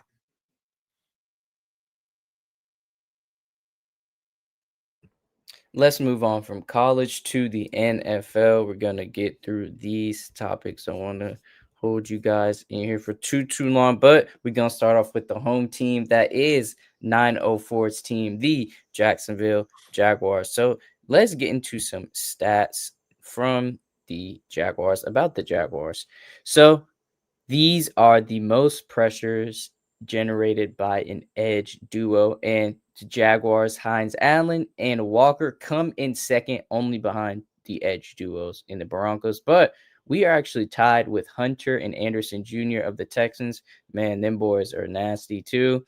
And we are ahead of the Packers and the Bucks as well. Man, our trenches is something special that I am always proud to watch when I watch the Jaguars play, because they know how to get after a QB, James. Is it surprising that Hines Allen and Walker have the second most pressures by an edge duo so far this season? No, it's not surprising that a number one overall pick and a top 5 pick are killing it. Like, that just means they did a good job in the draft. They got to continue to keep performing.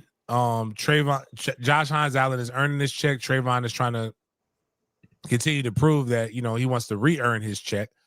Eric Armstead is actually showing up to the fray right now. So that's like, they've got 3 guys that are bringing consistent pressure with the guy that they brought in from New Orleans that's able to be a stalwart. So when you got 3 to 4 guys that are able to command double teams, that are able to win those things, we're finally getting we're getting close to Saxonville.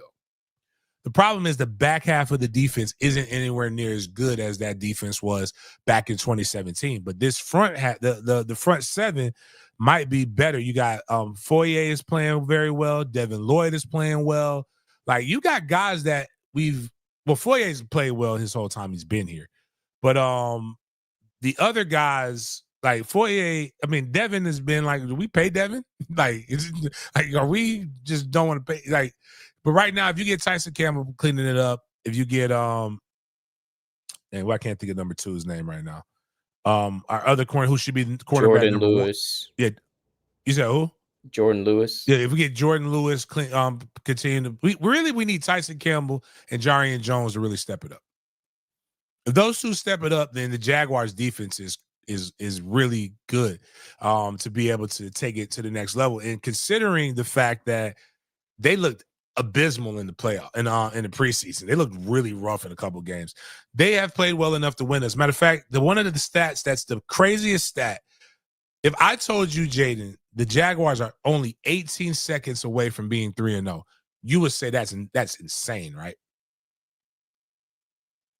They've only not led for 18 seconds this entire season.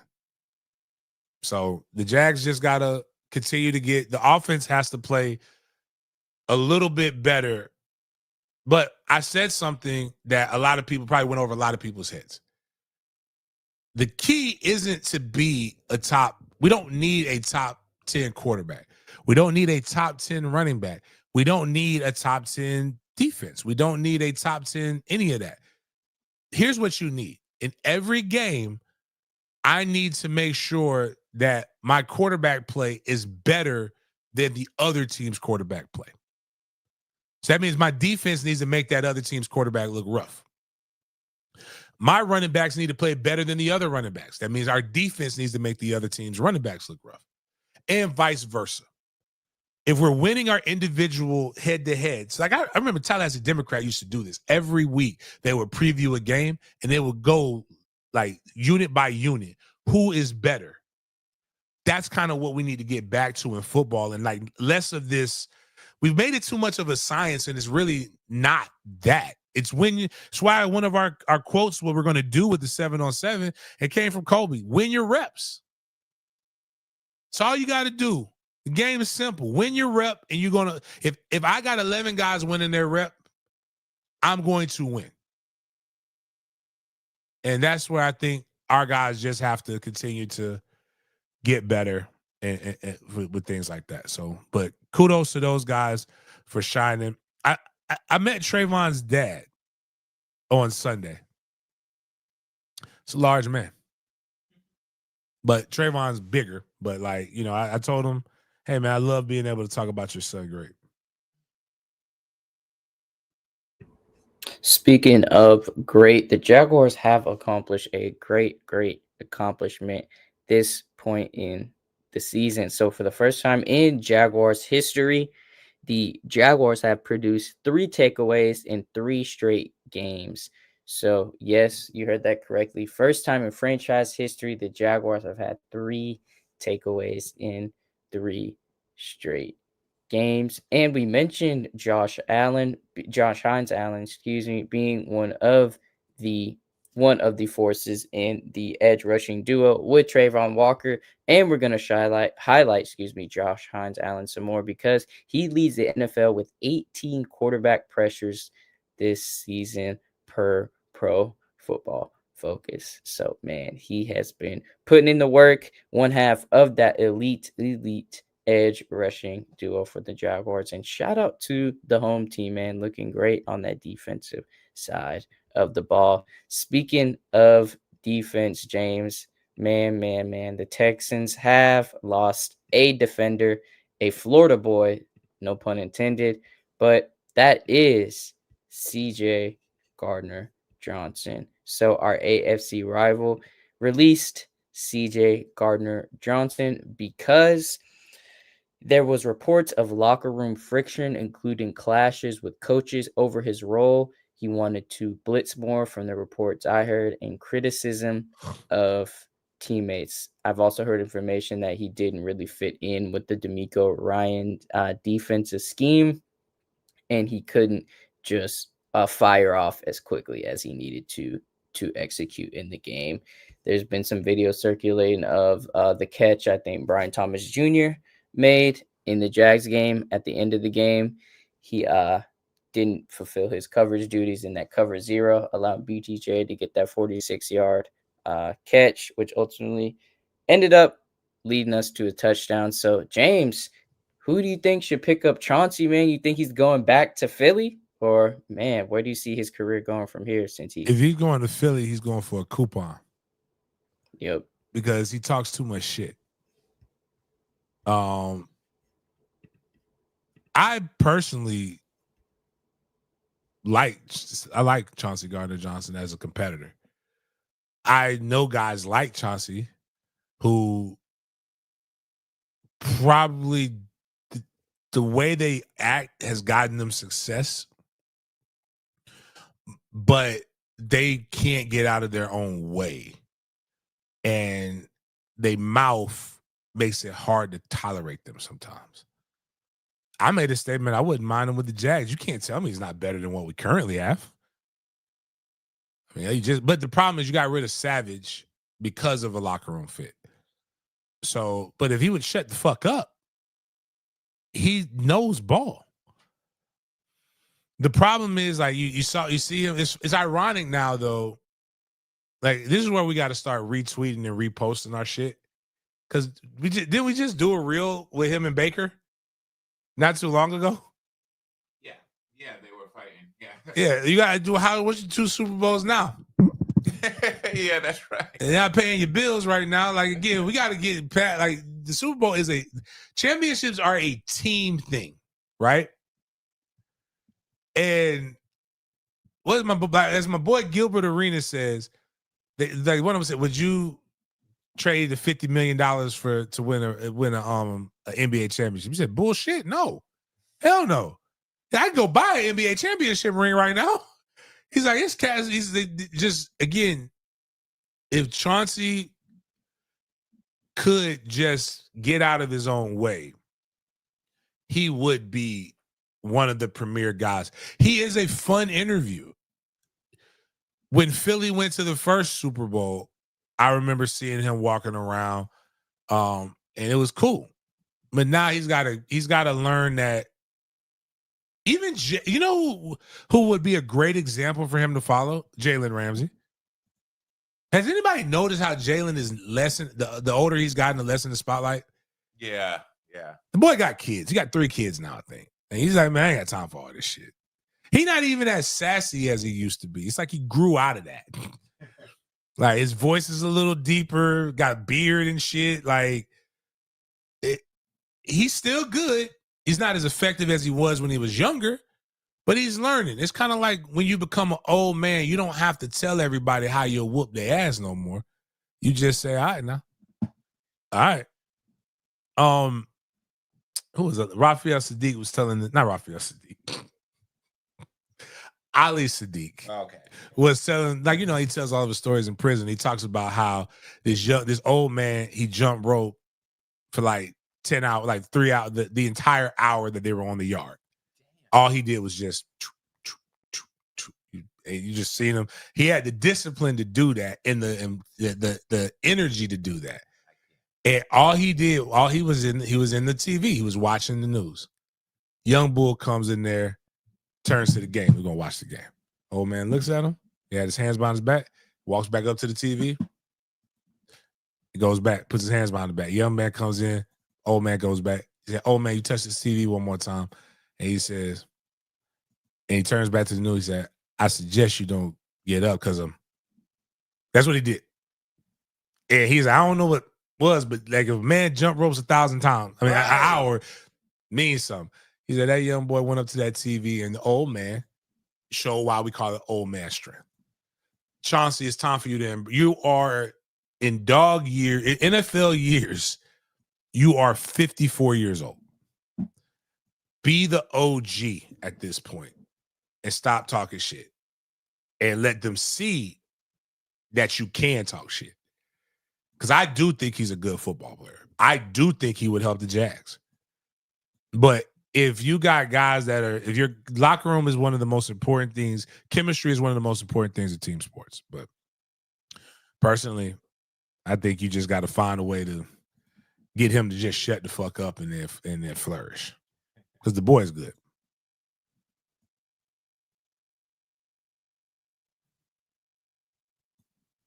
James, we got some news about Desmond Watson. We got some good news, but man, Greg Allman did not put the best picture of him up on Twitter. But besides the picture, the Bucks are signing former Gators defensive tackle Desmond Watson to their practice squad. The massive, no pun intended, prospect has met the requirements to get in shape and can now practice with the team. James, my boy, Desmond is free.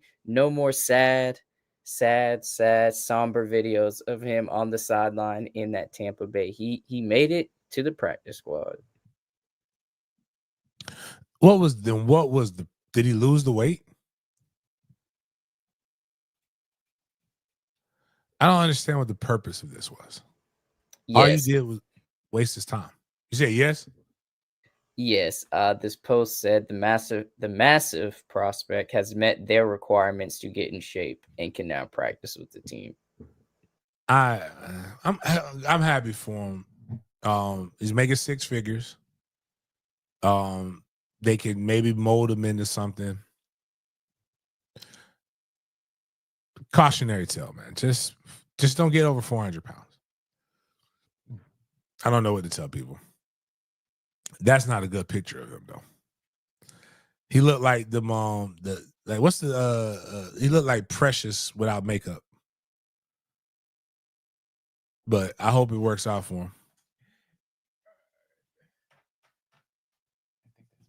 Your favorite Sanders has some good news as well, James. Okay. Because DB Shiloh Sanders worked out for the 49ers on Tuesday. There's been no confirmation if he got picked up or anything, but he has been getting some looks on the field, James, and he could possibly join Mac Daddy in the Bay. So shout out to Shiloh, man. Good luck. Good luck for sure. Listen, man, I hope he makes the team. I also hope the Jaguars beat him by a lot. So sorry, Shiloh. You're still my favorite Sanders, but I just don't want I need the Jags to be 3-1 because apparently Indianapolis is fucking balling right now. Indy is balling as of right now in the AFC South division.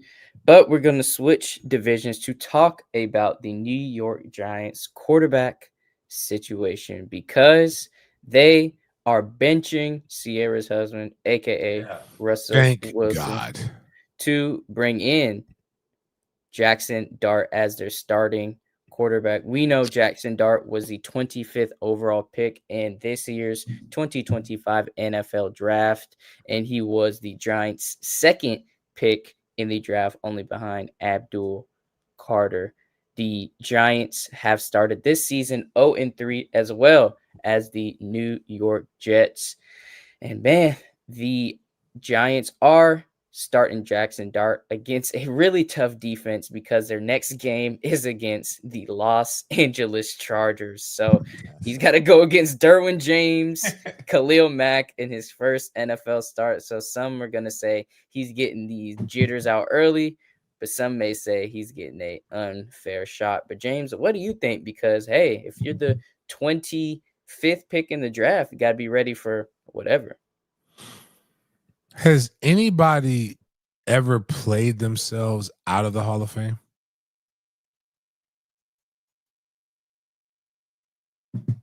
Because that's what it seems like. Like he's played himself out of the league. And I'm trying to figure out what all he's like what's going on. You ever, like, one of the things that I guess one of the telltale signs of when I can I don't really have anything good to say, or I'm probably not about to say something good about somebody. So when you say, "Hey man, tell me about such and such," I'm like, he's a good guy, great kid. You don't lead with that when somebody's asking for a superlative of football.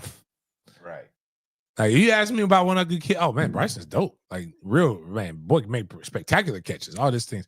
Like Russell, like the only thing that people have about Russell is how, like, you're happy about Sierra's prayer, because Sierra showed that you can. I like a good Sierra's not a hoe. Was never a hoe. She was a whore. It's a difference. Oh my! It's a difference. I love. Everybody loves a good whore. Like, I don't want no woman with no experience. Like that, you know how hard it is. I've dated a virgin in high school. That was different. Most of us were just losing our virginity then. But then you know who I left the virgin for? The woman with some goddamn experience and knew what she was doing, knew a trick or two. Sierra was good. Sierra has transformed Russell, but Sierra, I think she loves the way Russell treats her.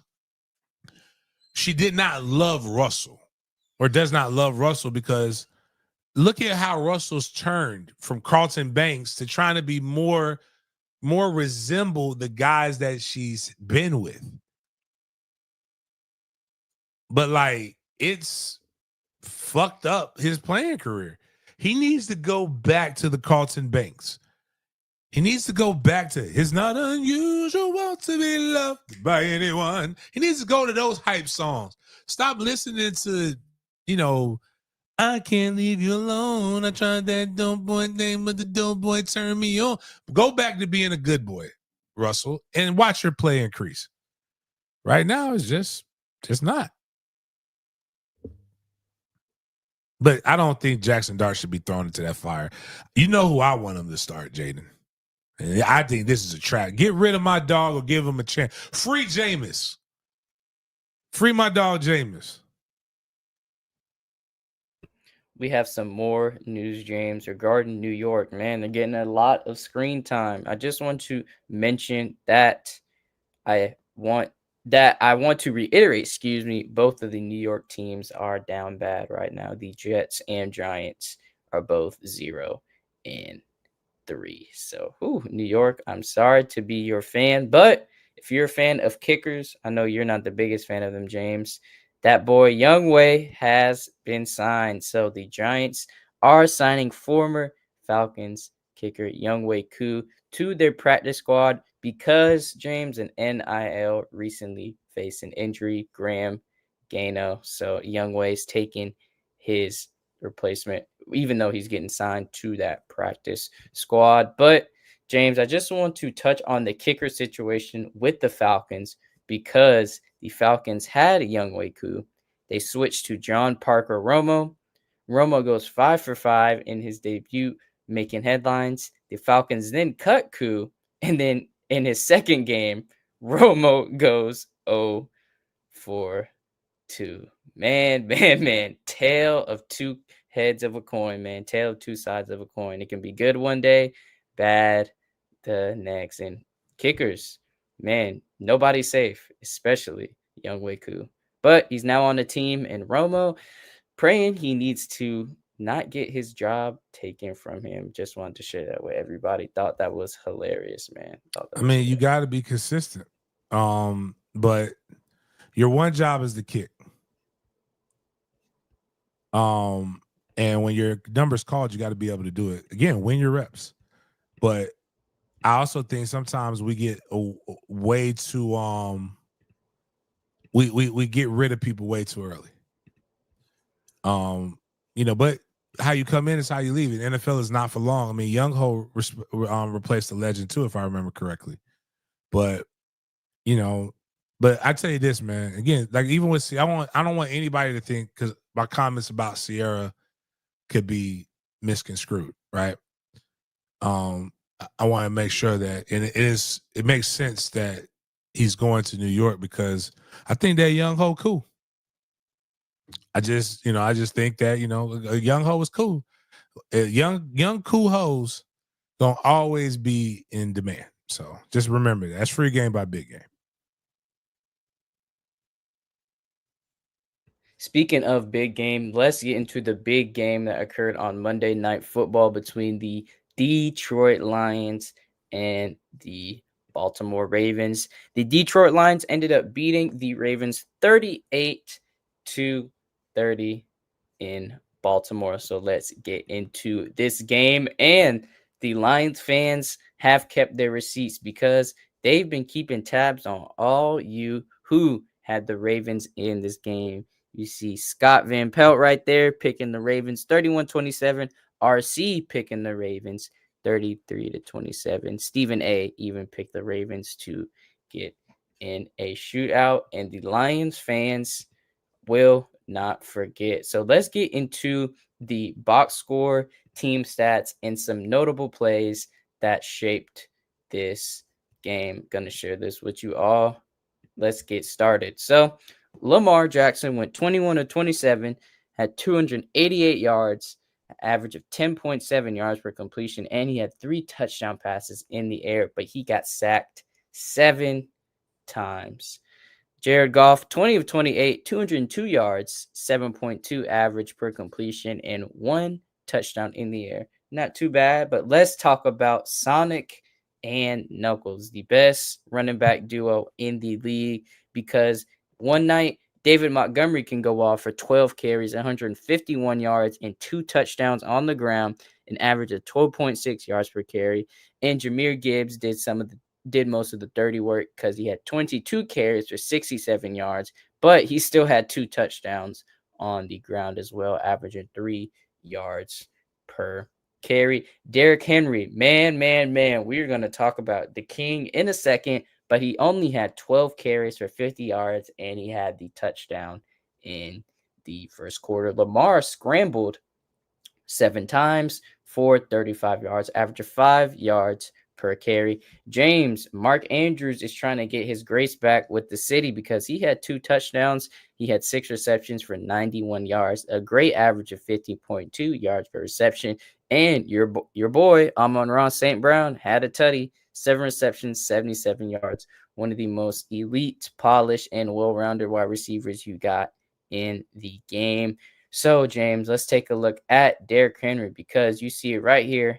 He had 1 fumble, and he lost that fumble, courtesy of Aiden Hutchinson with that nice punch out. But before we get into the specific play-by-plays, let's take a look at the team stats right here, because there are 3 major indicators to denote who wins the game. First, let's go down to the one you like best, the top. Let's look at the time of possession. The Lions had 33 minutes of time of possession, compared to the Ravens only having 26. Ravens ended up losing this game, even though they won the penalty battle right here, only getting 3 penalties for 10 yards compared to Detroit's 8 for 68 yards. And the Ravens had that key fumble courtesy of Derrick Henry. Scrolling up to the top, though, the Lions were 50% on third down and 100% on fourth down, while the Ravens did not have a successful fourth down conversion, but they did go 6 for 11 on third down. The Lions ran 12 more plays and in result had 108 more total yards than the Ravens as well. The Ravens had more passing yards, but you can see that rushing disparity right there. The Ravens having less than 100 rushing yards. Can you imagine in this game? So, James, let's just get to the nitty gritty right here. We're going to the fourth quarter, James. We are going to the Derrick Henry fumble. He fumbled at around the 8:31 mark in the fourth quarter, courtesy of Aiden Hutchinson. And man, the King has not been having a good season this year because Derrick Henry had 3 fumbles on 652 touches in 2023 through 2024. And in this season alone, he has 3 fumbles on 43 touches, 1 in each game.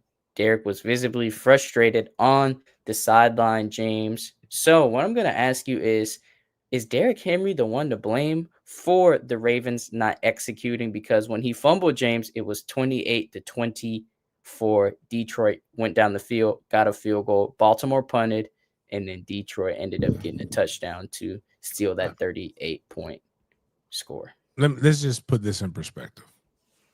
Put the box score back up. All right. So in the first quarter, the Ravens scored 7, right? Detroit scored 7. So that means each team didn't stop the other team from scoring. Second quarter, okay, 7-7. Third quarter, 7-7. It looks like a lot of touchdowns were scored, like on both sides. If a team scores, so they have 1 field goal. So a team scores 5 touchdowns offensively, it is not your running back. Now, your running back did not help the cause. But I would say if they got rid of one of those touchdowns, or they would have stopped him one time, they probably could have won that game.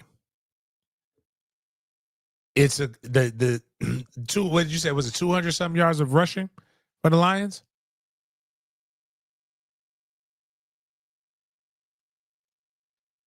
$224. It's 400 yards of offense in the NFL is a lot.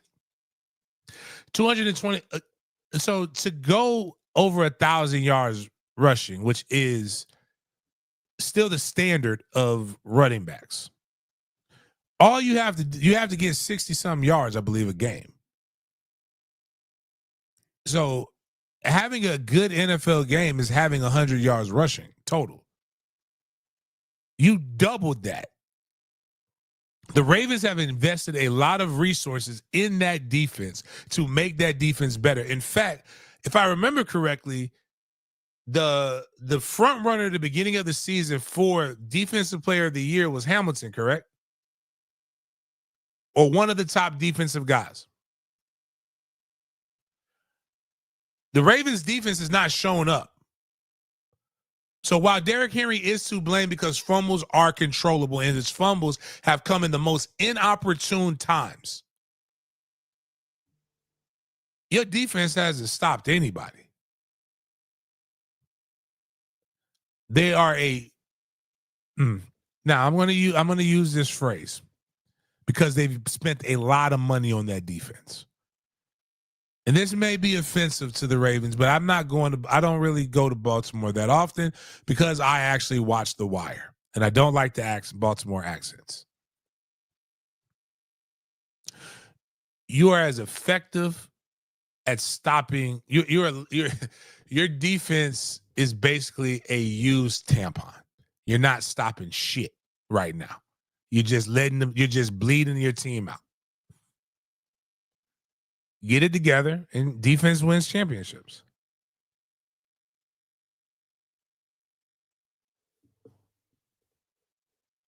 Man, there was a lot of pressure on the ground from those Detroit Lions running backs, being Jameer Gibbs and David Montgomery. Man, once they hand the ball off to them, it looks like they're going to score at any given time. Speaking of scoring, James, so let's talk about this Lions trio between Gibbs, Montgomery, and Amon-Ra. So they recorded their 10th career game where all three scored at least one scrimmage touchdown. This is the most such games by any trio of teammates in NFL history. We know the Lions love to run up the score, but James, this fact is a crazy one that, man, I'll always be able to brag on with my guys. So shout out to them for all scoring, getting that 10th career game where they all scored in the game. We're going to shout out the Lions too because they're the only NFL team in the Super Bowl era to have a game with 7+ sacks, 4+ rushing touchdowns, 0 turnovers, and 0 sacks allowed. They're protecting Jared Goff at all times. But the person who wasn't getting protected was Lamar because he was trying to make some moves when he was scrambling in and out of the pocket, but that defensive line of Detroit caught up with him in no time with the likes of Aiden Hutchinson. And then you also have Al-Quadin Muhammad, who actually had the most sacks yesterday on the team with 2.5 sacks as well. So Lamar Jackson, including the playoffs, he has 10 straight games with multiple passing touchdowns and 10+ yards rushing. That's the longest such streak, regular season and playoffs, by any player in NFL history. And also, courtesy of the NFL on CBS, these are the QBs with 9+ touchdowns and 0 interceptions through their first 3 games of the season. Everybody went undefeated except Lamar. I know Lamar and the Ravens have played great teams, have been having great shootouts with these great teams, but man, that 1-2 blemish on your record, that is hurtful to see. But James, like I always say, 17 games in that NFL schedule, so we got a long way to go. But man, get well soon, Derek and the Ravens, because that was a hard one to watch. Man. Yeah, I wanted them to be good. I want, but right now, Buffalo is actually rolling right now. Shout out to Buffalo, and we're gonna take a look at the leaders in these respected statistical categories at this point of the season. So you got Justin Herbert leading the quarterbacks in passing with 860 yards. He's ahead of Geno Smith, Daniel Jones, Dak Prescott, and Drake May. So for total tackles, you have the New York Giants linebacker Bobby Okereke with 34 total tackles. He's ahead of Dotson, Wagner, Roquan Smith of Baltimore, and Demario Davis. Man, JT is showing you why he is one of the best in this generation. 338 yards. The closest to him is James Cook. Then you have ETN making that top 5, Derrick Henry and Bijan. And with sacks, you have Rashawn Gary leading the sack race in front of Myles Garrett and FSU's own Brian Burns. Receiving, Puka is doing his thing, man. He's leading JSN by 10 yards. They're ahead of Ricky Pearsall, Malik Neighbors, and Jamar Chase.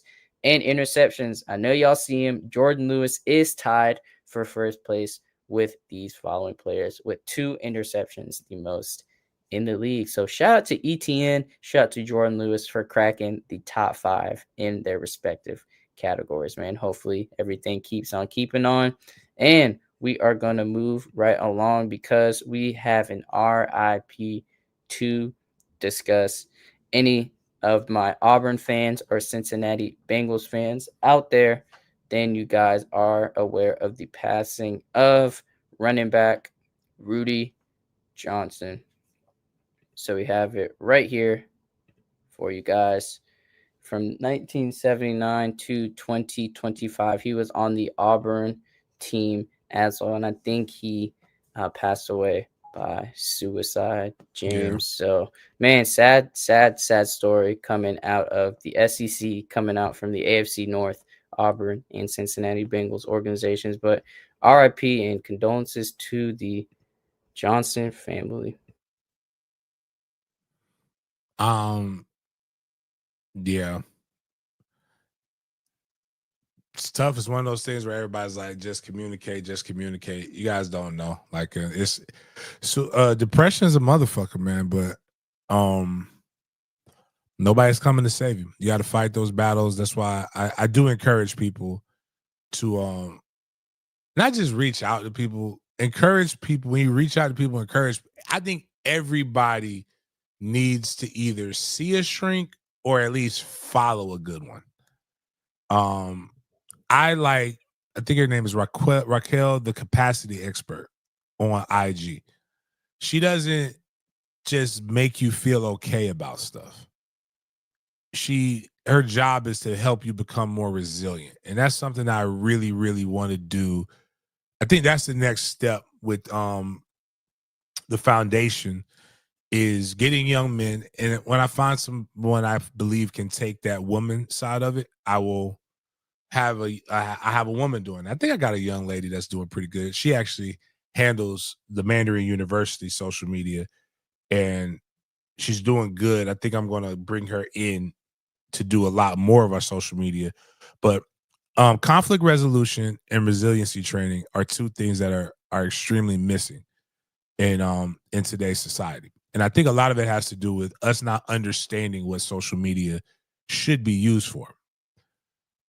We were not designed to have this much access to everything. And what I mean by, like, Chris Rock has one of the greatest sketches about marriage and relationships. Everybody says they want to have what Big Mama and Big Daddy had without realizing that them motherfuckers ain't have phones. Like, you could literally die and Big Daddy would not know until he got home from work. And even then, they didn't go straight home. Like, if you want to know what it was really like, there's a TV show that I loved called Mad Men. Go watch that. That's why happy hours are so prevalent, because them dudes after work were going to go get a couple drinks. And then they drank when they came home too. And they did spend time. And, like, so when you hear people say we weren't all locked into our phone, well, you kind of needed to know what happened. You ain't seen the person in 10 hours. You want to know what their day was like. Now I get an app that tells me what my son's doing in class. Like, some schools have, like, daycares have monitors where you can go watch your kid if you want to. Women could talk. They'll talk to you all day. Most of y'all right now are watching this fucking show while you're on the clock. I get fussed at why I ain't heard from you all day. You work. You should be working. We spend way more time with each other, but no good time, because it's diluted. I don't like talking. I talk for a living. So that's why when I tell people, like, I haven't heard from you, because you talk to me a lot, or we text, or we do those. That is communication. So what you need, you have to unplug. And the problem is everybody feels that they're obligated to your free time. My free time does not mean I'm free. Like, I just means I'm available. Or excuse me, my free time doesn't mean I'm available. What if I just got done? What if I, like, again, sometimes, what if I just got done with the, like, sometimes we don't realize how dumb some of the shit we argue about is. Like, I might have just, oh man, I just had to deal with a parent who's mad that their kid isn't playing. And and I can't cuss them out like I want to, because technically I'm a Duval County School employee. And I just sat there and took somebody telling me that I don't care enough about their son's future while I make $1,440 funky ass dollars to do that. And then I'm like, oh, I'm dejected. I'm tired. let me pick myself. And send him for. I know you're not sending me the voicemail right now. I need to talk to you. Like, I don't want to talk to anybody right now. And then you have to give them that. And what happens is we don't even know how to be alone with ourselves. And so what happens with it I'm telling you, as a guy who dealt with depression, I'm gonna tell you what you know how the quickest way to get out of your depression. I told my mama this, and maybe this was cruel, but I told her the truth. Everybody's depressed until you almost die. Like you think about committing suicide when you're in control. You feel in control. When that COVID shit took that shit away from me, you know what I spent 10 days fucking doing? Fighting to stay alive. Trying to fucking, like, you don't remember, you don't know. It was a saying I heard, a dog in a fight don't know he got fleas. Like, when you're trying, like, when it's a thing where you feel like the only thing you can control, and you feel like the only solution you have is eliminating yourself from the problem. And this is why you need to talk to somebody so that you understand how to deal. Your triggers are not anybody's responsibility. They're your responsibility. Boundaries is a narcissistic phrase. Who are you to set boundaries up for me? I don't have to live with your boundary. Your boundaries are for you, not for me. There's no need to tell me those. Don't give a fuck. Because you don't have control over me. The only person you have control over is yourself. And what we need is more people to learn or be around people that can help them build up self. It is sad because, that young man is my age. And it's so many of us dealing with stuff that we don't know. I hope I feel for his family. I don't know if he has kids or not. That's also another reason too, man. One, I am entirely too I love myself entirely too much to really get away with it. And I listen to rap music. Like Tupac said, like, what was it? Was it Thug Mansion? Is it Thug Mansion? Or not Thug Mansion. Place to spend my quiet nights, time to unwind, so much pressure in this life of mine. I cried at times I once contemplated suicide, but when I tried, and would have tried, but when I held that 9, all I could see was my mama's eyes. I think it's one of the most selfish things that you could do. And I'm not judging, but when you have other people to live for, I've seen it with 2 old ass women. I know my grandmother-in-law, and I know my grandmother would have died a lot earlier if they didn't have great grandkids. They had something to live for. Find something to live for. If you're dealing with that, I say a lot of harsh shit, but if you are dealing with that, we're here for you. Always remember Tupac cares if nobody else cares, but find something to live for. And I promise you, you'll be more than okay. Just push it off to tomorrow. I saw the Navy SEAL guy told people how to win. Find your victories, and when you're going through a rut, find the individual victories. He's like, I got to make it to breakfast. I got to make it to here. He said, don't quit today, quit tomorrow. And if you keep quitting tomorrow, you know what's going to eventually happen? You'll finish it.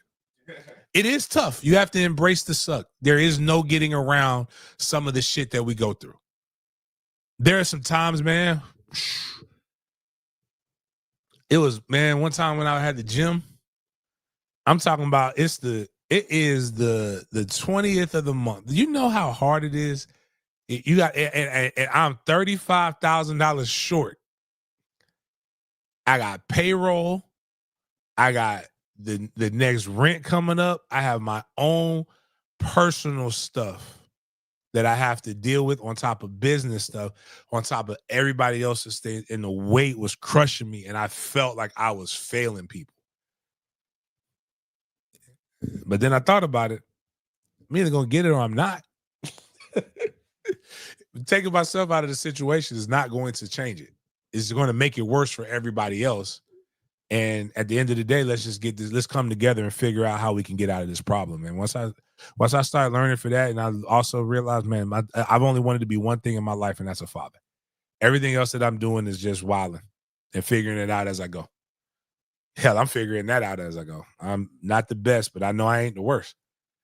But when you find something to live for, man, things change. Like, so, yeah, man, it's sad for his family though. Let's switch it to some a little bit more lighthearted as we conclude the show. We are at our Big Games BS section for today. We're going to start off with our BS or busting category. And James, I think you said this is one of your new go-to meals, the birria pizza. So we got somebody, Carly Camilla on IG, who posted this tutorial on the birria pizza. So James and everybody in the chat, let us know if this pizza is BS or busting. If you make any of my recipes, let it be this one. I've been cooking birria for years and I've perfected the recipe, but just be careful who you cook this for because they will be coming back for more. For my meat, I used a chuck roast. I believe it was 3 pounds, and you're going to want to cube that, add it to a bowl before adding oil, garlic powder, onion powder, smoked paprika, black pepper, cumin, clove, and a little bit of slap your mama. Make sure to massage those seasonings into your meat and let it sit for as long as possible. Next, we're going to get everything prepped that you'll need to make your broth or consomme, which is 1 white onion, 2 tomatoes, 2 different types of dried chilies that'll be listed in the caption. Make sure you de-stem and de-seed these, and then also some garlic. You can use 3 to 4 cloves. However, I use a handful. Now, if you take one thing from this recipe, please sear your meat before throwing it into a slow cooker. It's going to brown and caramelize the edges of your meat, getting all of those seasonings and flavorings into your meat to make the dish 10 times better. While your meat's searing, go ahead and add those vegetables that we chopped up into a pot of boiling water until soft. Then add them to a blender along with half of the cup of the water used to boil them, the same seasonings, some Mexican oregano, and blend well. Now you're going to go ahead and add your seared meat into the crock pot along with all the juices and seasonings left over from searing that meat. You don't want to miss out of any of that flavor. The broth that we made along with 3 cups of beef broth are just enough to cover the meat and some bay leaves, and cook on high for 6 hours or until the meat is tender and falling apart just like this. Now go ahead and take some of that broth because you're going to want to use it later, whether you're dipping your tortillas in it or using as a consomme on the side. I usually make birria tacos, but today I wanted to try a birria pizza, essentially a quesadilla with cheese, meat, onion, and cilantro. It was 10 out of 10, super flavorful, and not one person who had this was disappointed. I hope you enjoy. Dad Bob Mac is saying is typing what we're all thinking at this juncture. But that pilgrim is love, and I think that's not a pizza, that's a quesadilla. Like, let's just be honest. But maybe that's just every culture has the same things. You know what I used to call birria tacos? Mexican French dip. That's all it is a French dip. Like French dip ain't nothing but a cheesesteak with au jus sauce. Like, everybody has the same things. That's not a pizza, that's a quesadilla. And a quesadilla, maybe quesadillas but we have Mexican pizza. I don't even know why we call it Mexican pizza, because I don't know what makes it Mexican, but it's just, but I do like that. She seasoned the hell out of that. My question though is, how did Mexicans know that they wanted to do that? Like, that's a lot of steps. Like, you gotta boil the vegetables. And then what did they do when they didn't have blenders? Like, because you got to take the vegetables and then you got to put you got to put them in the blender, and then you make like the little sauce or the roux for that, what you make for them to cook. I've always wondered, like, how do they get that? But you had me at birria, so I'm all for birria. They use that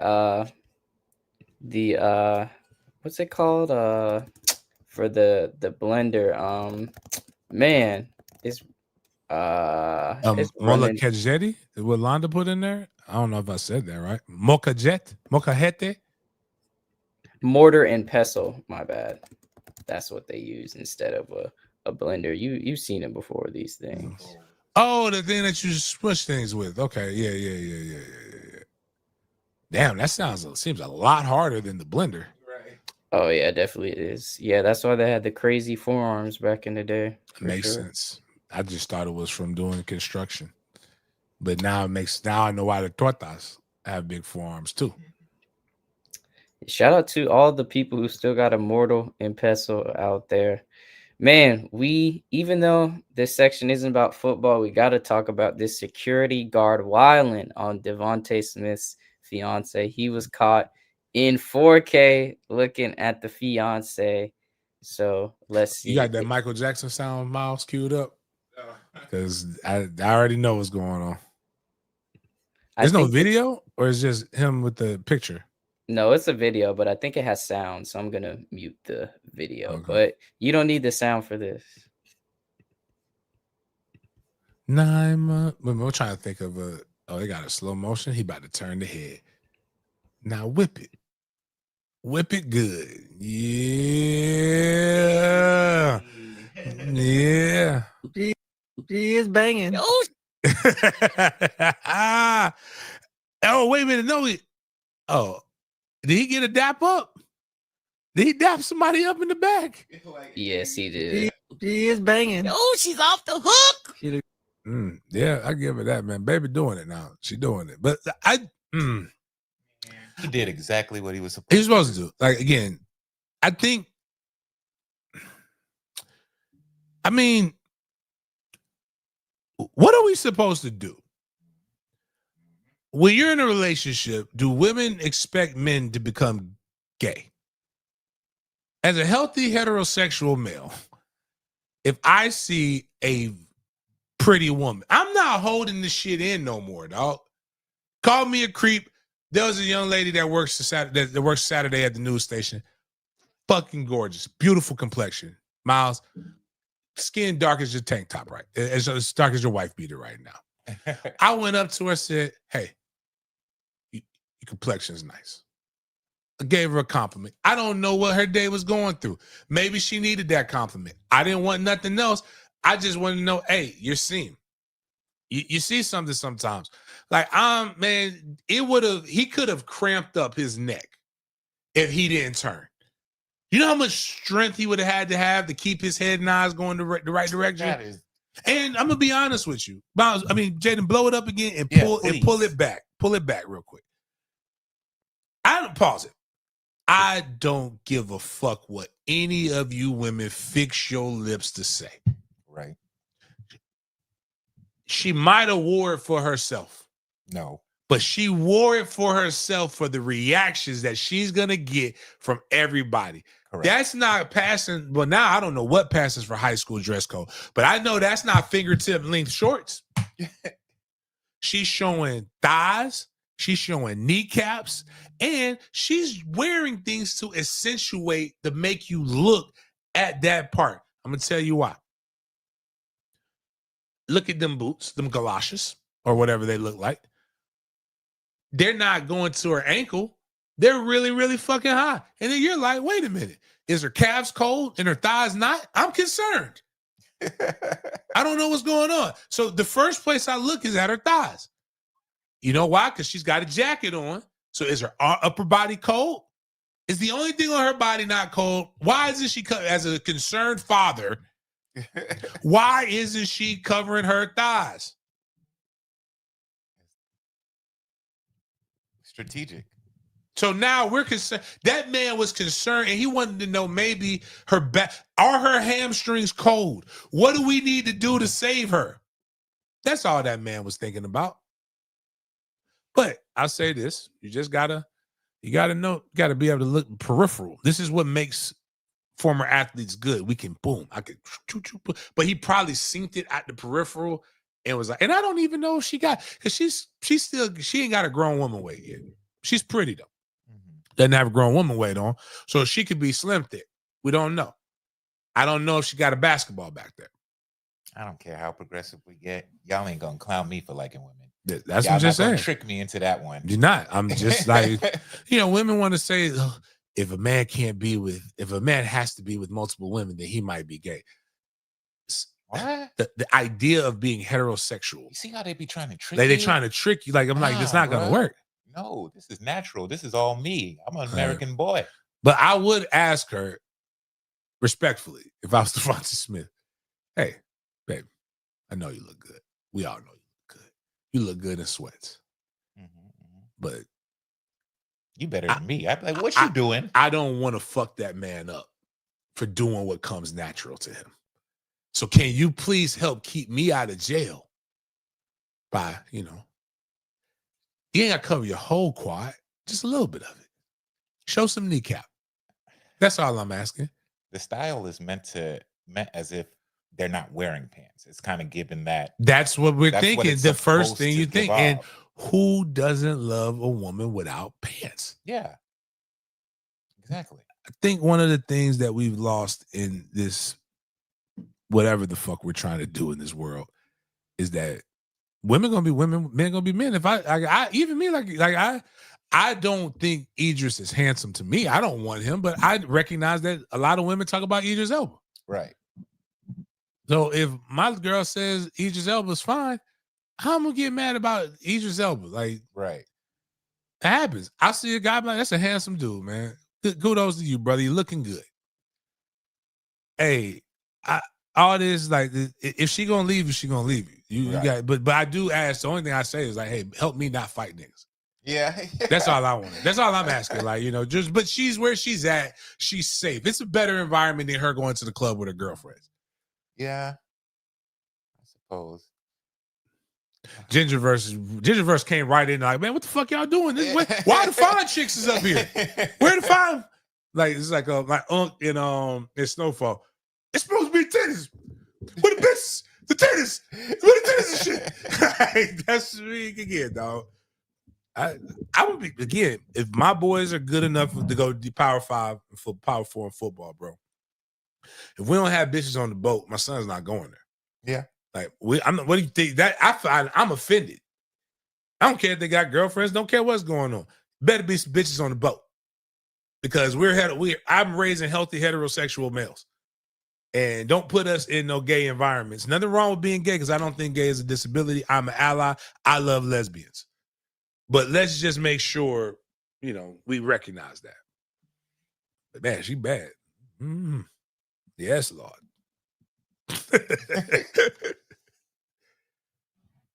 This is what Devontae Smith wanted to do to that security guard that was looking.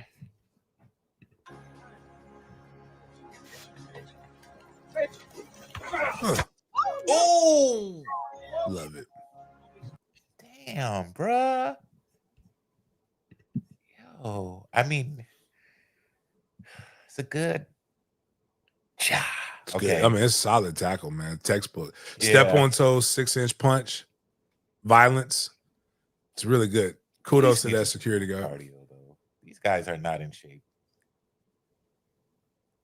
That's why he pushed them like that. They just tired of chasing it. Let's be real. Mm-hmm. I'm grateful it didn't end worse. But sometimes I see these things. We've been having the same conversation. If you haven't watched Trading Places, when they actually traded the spots and whatever, and they built my guy out of jail, Eddie Murphy out of jail, and they were arresting the other guy and they were trying to tussle with him, might I suggest you use your nightstick, sir?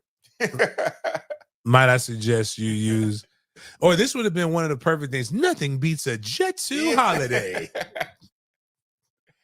I know. Oh, that motherfucker hurt, bro. Yeah, if his head hit that wall instead, it'd be a wrap. Wall is not moving. Yeah. Got some breaking news, I guess. We shout out the Play the Youngins. I say I wanted him to play. I don't know, man. I don't know. Oh yeah, no. But we finna share the fuck out of it though on Mandarin University once they make that official announcement though. I don't think it's official, but Pete Nacko said Billy Napier on DJ Lagway being in the boot. He's fine. He got stepped on in the game on Saturday. He also says it's comical and a total myth that he could opt out the rest of the season. So I don't think anything's confirmed as of yet. Maybe just maybe he don't know yet. Yeah, maybe comical. Like it's just again, like, do we have to sell out so hard? Right. Like you could have just been like DJ. He's pretty good. DJ. I wanted to call him DJU. But like you could have said, man, you know, he's dealing with some stuff. He's a little banged up. We have a bye week. What better time to just be precautionary and get our young guys some reps than now? So Not comical. but comical, Gotta like be indignant. now if it happens, now you're in a bad spot. Right. You didn't give yourself any like leeway, man.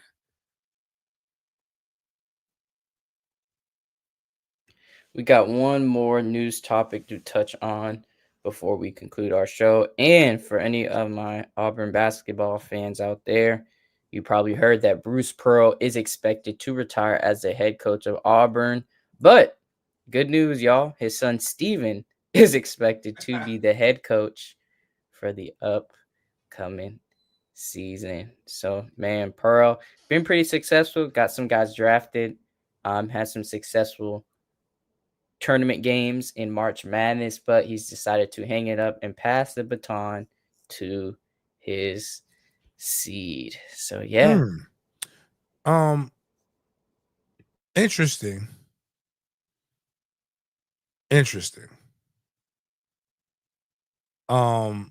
You retire. People only do these things when they know there's not going to be a nationwide coaching search. So you're helping your son out.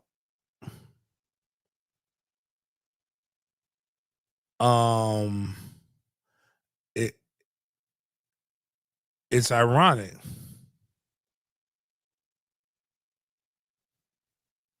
It's ironic because Bruce Pearl agreed with Stephen A. Smith's harsh critique of a certain basketball player who's everybody feels son only made it because of nepotism. And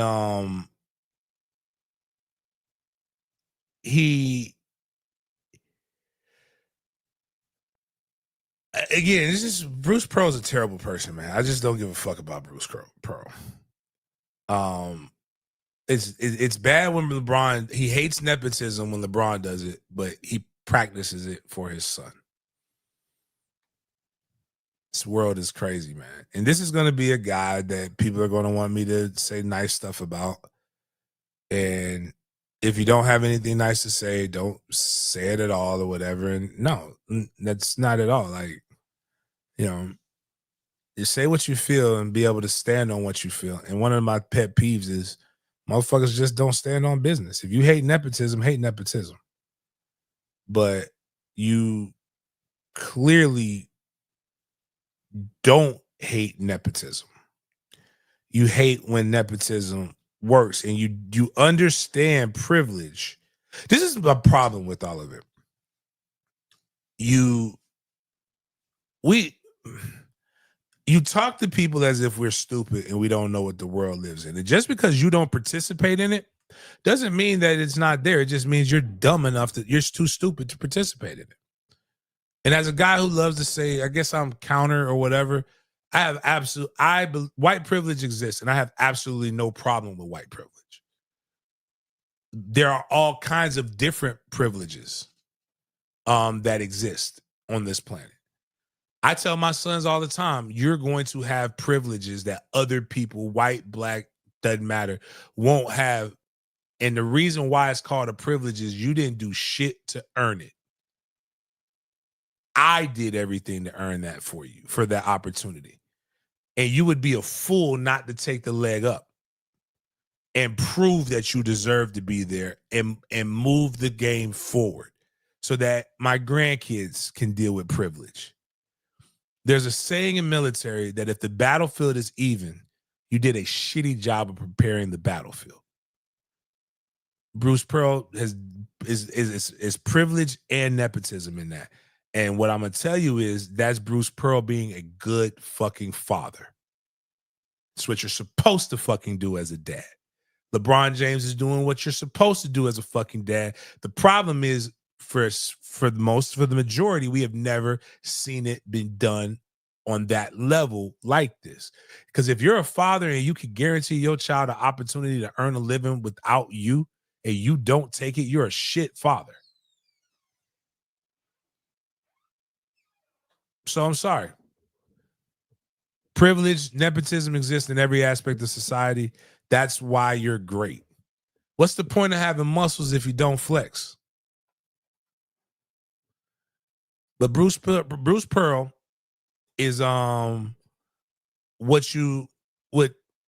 I would consider, again, an old man who knew where his bread was buttered, doesn't care about it, and all he cares about is leaving a legacy for the people who he cares about, which is his family, which is all you're entitled to care about.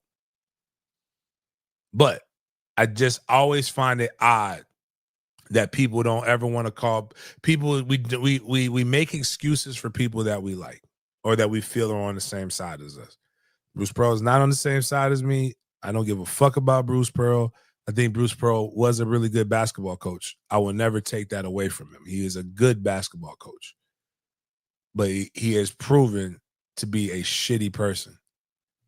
And multiple things can be true at the same time. I'm sure there are a lot of people who feel that way about me. And I'm going to be honest with you. Bruce Pearl don't give a fuck about what James Coleman got to say about him, and I don't give a fuck about what most people have to say about me.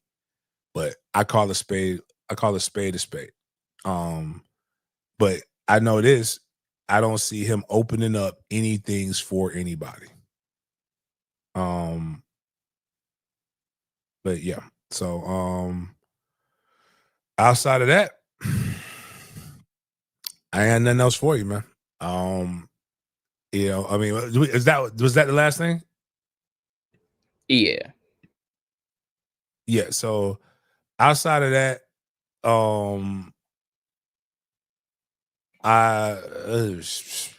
hey man, make sure you like and subscribe to the channel. Remember, unless something crazy comes up, we'll be doing our giveaway next Wednesday. You never know. I may get some cool shit. And didn't he cheat too?